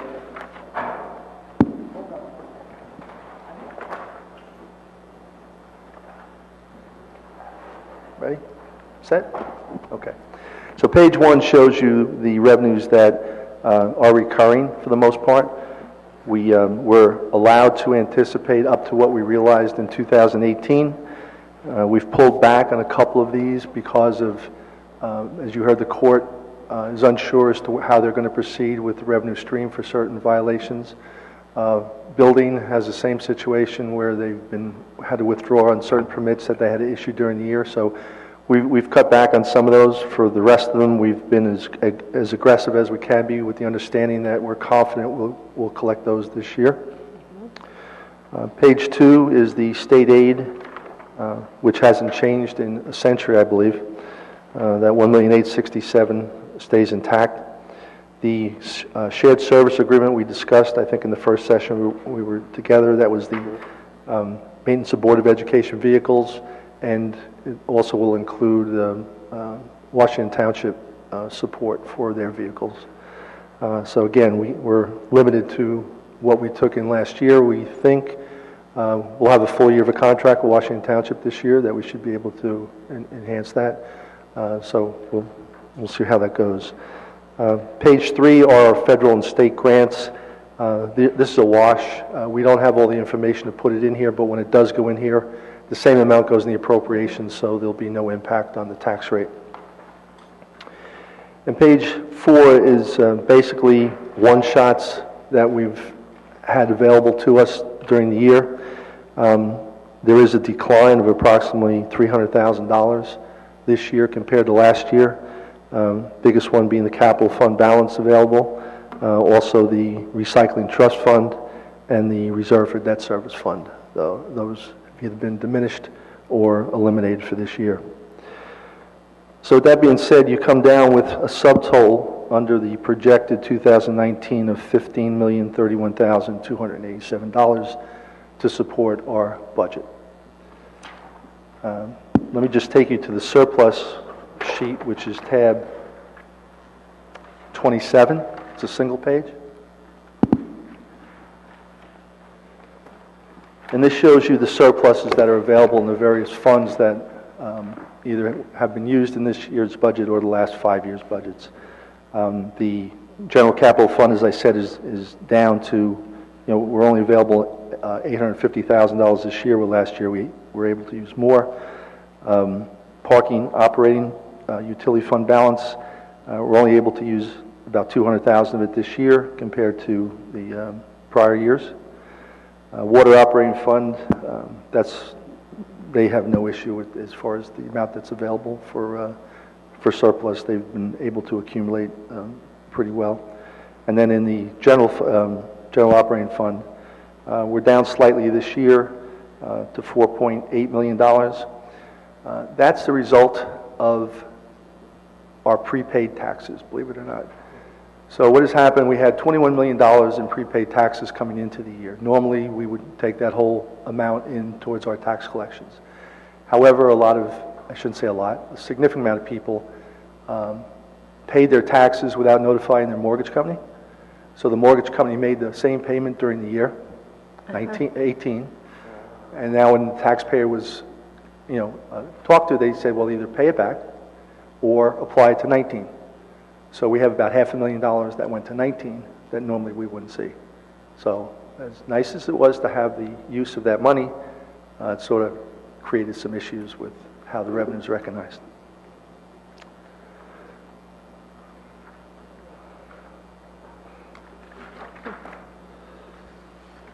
So that brings us into where we stand right now. So we have a budget of approximately $51,700,000 appropriations. And that is after...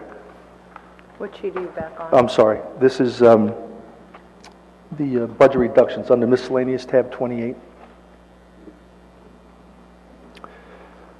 So that $51,700,000, if we leave that intact, we will have a substantial tax increase.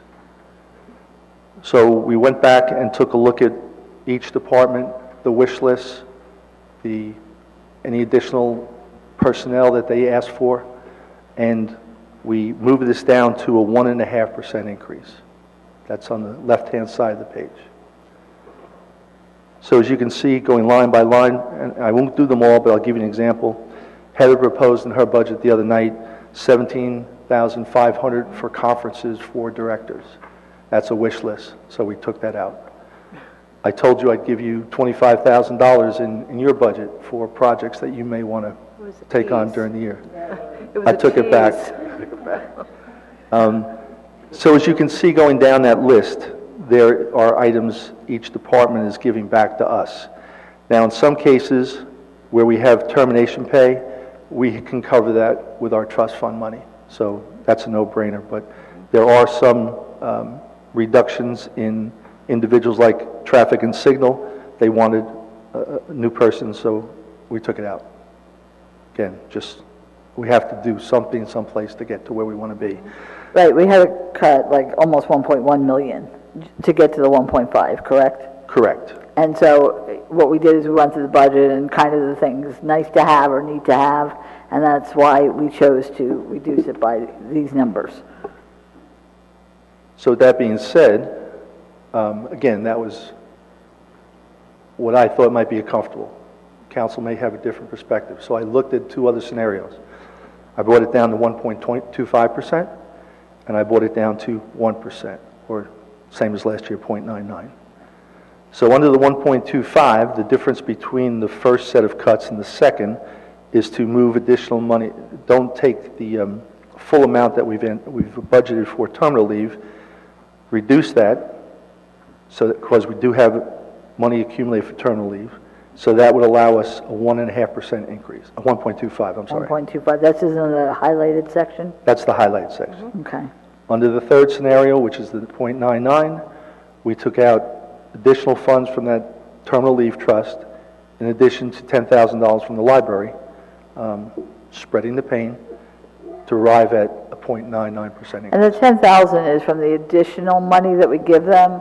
They receive a third of the mill based on the assessed value of all the properties in the village.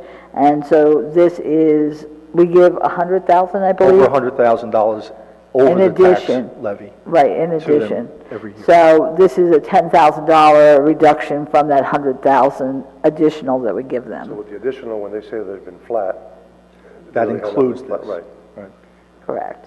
So again, we just need you to discuss which of the scenarios you'd want, the 1.5, the 1.25, or the 0.99. We also provided you with, I had my Northwest Bergen County Shared Services meeting yesterday, and most of them had come up with budgets, or at least ranges of their budgets.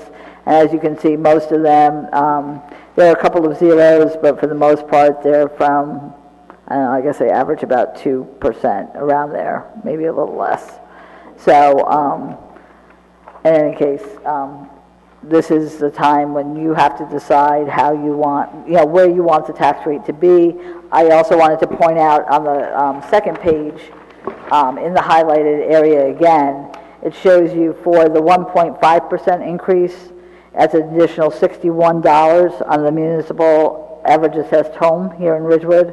For the 1.25, it's $50 additional dollars, and for the 0.99, it's $41. So the spread between the 1.5% and the 0.99 is $20 for the entire year. So it's about $1.20. What did we figure out? Buck and a quarter. $1.25 a month more that they're paying in taxes for the 1.5% increase. So it's not, I didn't know what that was going to end up being. We just came up with these calculations today. I thought, well, maybe there's like a $50 spread or something I can understand. But a $20 spread is not that much. But again, this is the council's decision, how you want to, where you want to bring that tax rate in. Obviously, I just want to state for the record, we all know it here, but the municipal tax is one part of the tax. We also, our total tax, property tax, is made up of municipal, county, and then Board of Ed school tax. And it was the school tax making up about 67% of the tax rate. So I just, again, this is just the municipal tax portion of it that we deal with. Yeah, and I think this year in particular, because we talk about all the pain with all the changes in the tax law, ideally we would have no increase. Obviously that's impossible. But, I support going with the lowest, same as last year, 0.99% increase. I don't know how everybody else feels. I actually like to go right down the middle. I'm kind of comfortable with the 1.25%.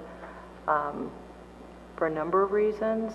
I don't think on the, you know, it's not a big amount. It doesn't change much, but a lot of times we found that if we cut too much, we're sacrificing in the long run. And I think that it's important to, you know, costs do go up, and that's a reality of life. But I think we've been very fiscally responsible. You know, the only difference to, just so I understand correctly, I mean, we could go a little a la carte right here. We can shift that. The only difference from the, let's just go back, the 1.25 to the 0.99 is that difference in terminal leave, right? And that library. But we could actually go to the what would happen if we went to the 1.25 and then shifted the $10,000 library money over there, but left the terminal leave the way it is? See what I'm saying? So that would just shave another 10. That's correct. So it would probably bring us down to do the quick math, somebody who's really much smarter than me.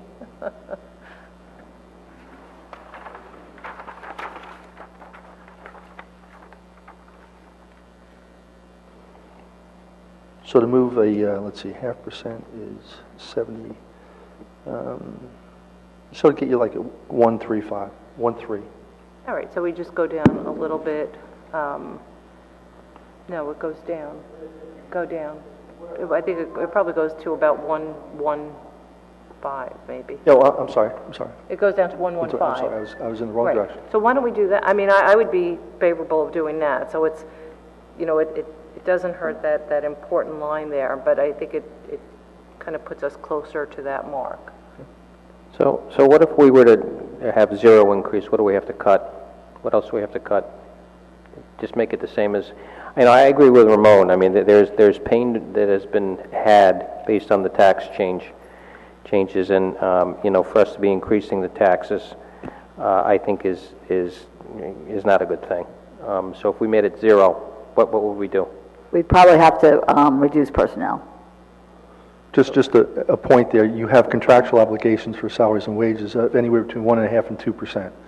So if you're going to reduce that below those factors, now you're taking out other services. Like what? Tell me. Whatever you choose. I'm not. I mean, there are services where there is less pain, as opposed to more pain. You know. Okay. How about if I reduce 2 recreation programs? Again, I'm just shooting from the hip. You know, I think it's important to know that in the past, when the 0% happened, there were more complaints from residents than not. And the reason was because once you start cutting back, the people notice that almost immediately. They start to see, because you're thinning out your staff, you're not able to tend to the things that make quality of life and living here important. And I think that it's not unreasonable to assume that there's going to be a slight increase. And I think that this is a really reasonable approach. You know, you don't want to undermine what makes this special. And the other thing about a 0%, we did have 2 years of 0%, and we're still making up for that today. And they were probably, I think it was 3 and 4 years ago. I may be wrong, it may be 4 and 5. But anyway, it's been a while, but still, we're still making up for it now. So 0.99 is probably the lowest you can go.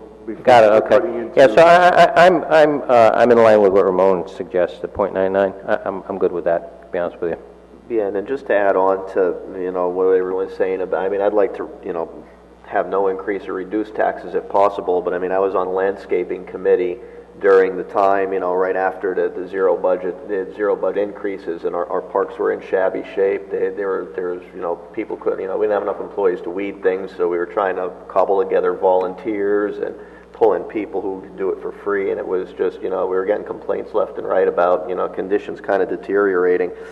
So, I mean, I'm always good with probably like the lesser of two, somewhere between like the 1.25 or, you know, 0.99.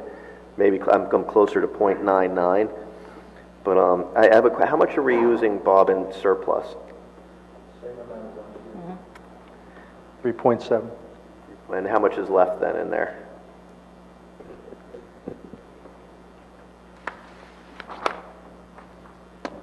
$4.8. That would be left over? You have to use 3.7, yes, you'll have 4.8 left. Okay. So could we perhaps keep the library money in there and just use an extra $10,000 surplus? I'm sorry. That's the balance. When I take the 3.7, you're left with all right. 1,000,006. Let me erase my line. I was going to say, well, we have that much surplus. It was Like, wow. 10,000. No, I was looking at the balance after. I apologize. So you're left with 1 million. So I wouldn't play. Yeah, all right. Yeah, that's 4.8 is a little bit different than 1. And we might be able to make up that 10,000 to the library through a donation from the Board of Club. Yes, so that the bank. Yep. If we put them in that loop, they'll get the 10 back. So Columbia Bank very generously has offered to give us money, but it has to go through what are the 501c3 eligible organizations within the town affiliated with the village. And that would be the library, Friends of the Library. Oh, okay, all right, yeah, then I'm good with .99. So I have a couple of questions. So we, in recent months, have talked about different services that are getting another look, the leaves and with a RFP that went out. I think we're on the right path here, but I'm really concerned about what could possibly happen next year. You know, obviously, I focus on some things only because that's my forte. So we've budgeted now for tax appeals. We have been not as successful in the tax appeals as those challenging us. So the fact that we've budgeted now, what I'm figuring is going to be at least 150 appeals, plus or minus the legal fees that you budgeted, and feel that maybe we are not going to be as successful as we would hope in those tax appeals. That money's going to come out in this year. So how's that going to impact this first? And then,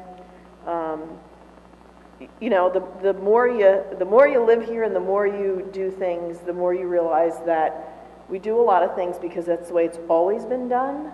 And, you know, sometimes I drop my son off. He goes to school a couple of towns over, and I drive through Paramus and I see their truck, you know, picking up, dumping, picking up, dumping, picking up, dumping.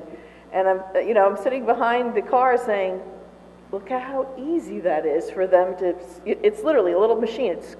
And they are going house by house by, you know, it just, no, right. So I think there's, you know, like the grass clippings and all that other stuff that we talk about, you know, there are other things that we could do, I think, to change around the way we do different operations. But how do you start that? I guess that's how do you start that? Because I think we're really at a peak and we're going to start coming down.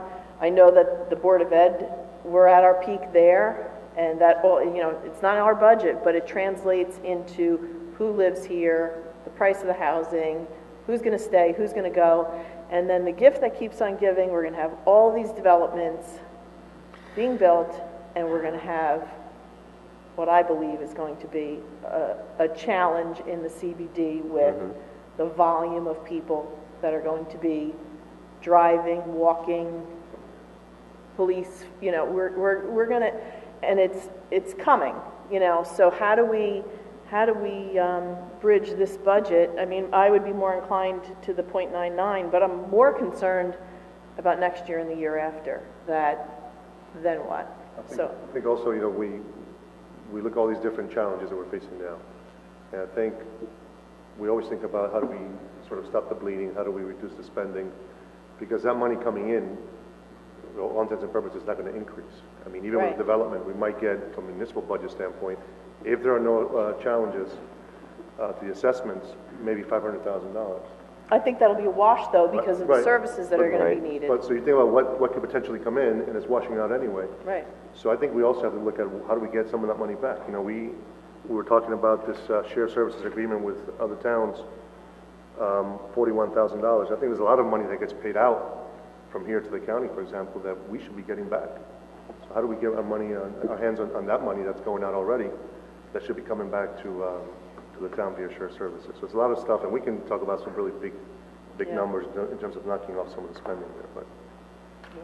The other thing too, and I can suggest this now and you can decide whether or not you want to do it. I know the Borough of Fairlawn many years ago sent out a survey to their residents and asked them what are the services that are important to you. To do what you are suggesting, we would have to give up rear yard garbage collection. Is that something that's very important to people now? Perhaps not. Perhaps there are people who don't care about it as much. They bring their recycling to the curb. They might be willing to bring their garbage to the curb. And that, it's a big capital outlay to change the trucks, to change the barrels, things like that. But once you're there, then it's very efficient. And it has been predicted that we could reduce personnel also because it would be fewer, people necessary on the routes. So what I'm saying is that if you like, I could show you what the Borough of Fairlawn did, and we could do something similar, and we could do that, starting in April, get that back by June, hopefully, or July, and then we'd know going into next year's budget, these are the things that are important to the people who responded. If they don't respond and then they complain later, they have the opportunity to do so. I know it's a challenge because with the master plan revisioning, we're not getting too many responses, with a online survey. I don't know if we have to mail a survey. I don't know how people are going to be more likely to respond because it would be nice. What's a good percentage rate is very low. It's something like 20% or 15%. They consider that a good percentage rate for returns. I would hope we could get at least a 40%, so we have almost a majority, or almost half. But that's certainly something we could do because there are a lot of services that we offer that perhaps, today's residents may not care as much about them if we can keep their taxes more stable, so. I have to say that, and it's interesting because I heard from a lot of residents, that, especially in the rear yard pickup, seniors, and we know that we have age-friendly representatives here, and they're talking about aging in place and what makes life comfortable, and albeit the, pulling the recycling out is sometimes considerably lighter because you have empty containers, but garbage can be heavy, and it accumulates a little bit more, and seniors will tell you, and not only do seniors prefer the rear yard pickup, but a lot of residents think it's aesthetically nicer to not see the trash can. Now, we take our trash out. We know when the garbage men come, we know when they're coming, and it goes right out because we have compactor. So, we're a little bit different than most in our neighborhood, but other than us, nobody really takes their garbage out to the curbside. So, I think that this is, again, you start to look at the quality of life, the aesthetics of where you're living, and what the expectation residents have for being here, and whether or not that's the downside to that kind of, eliminating certain services. It's an expectation. But I think that's what Heather was saying. Right. That's why the survey feel there's been a shift in what people are valuing in terms of services, and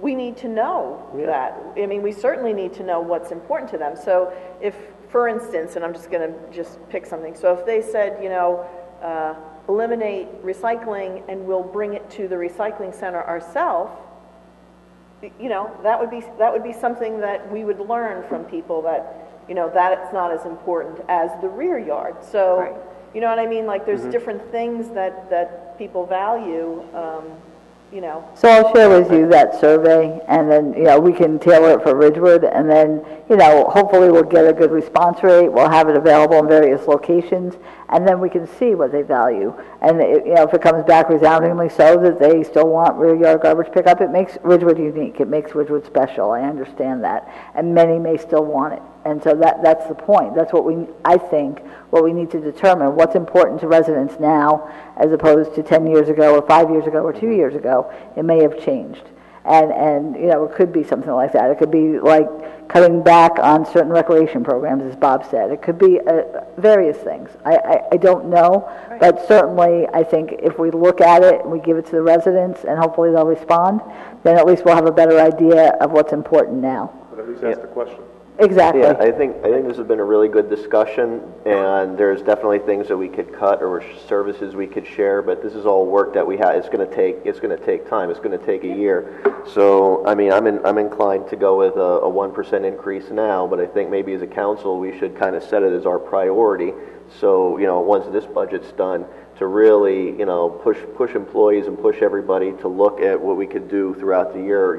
Do the survey, see what's important to residents, reach out to the community, and then really put in the work this coming year to see what we could do to make everything much more sustainable. And that should be the top priority that we set for as soon as this budget's done and voted on. The other thing I wanted to just mention was with that yard waste bid, what was in there was containerized yard waste. So first of all, this council would have to agree to the fact that we're going to require our residents to put the leaves into biodegradable bags, which they would purchase on their own.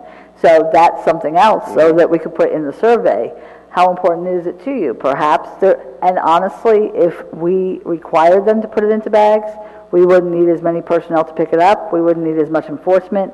We would be able to do it more efficiently. The streets wouldn't be clogged with leaves in the street. And so there are a lot of advantages to doing it that way. So that's another thing I think should be as part of that survey.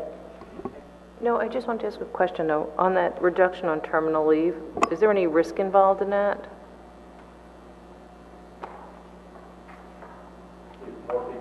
We estimate? Yes. But we've built this up over the past several years, so we feel comfortable, based upon what we know now, that we're okay. So you're comfortable with that number? That's correct. Okay.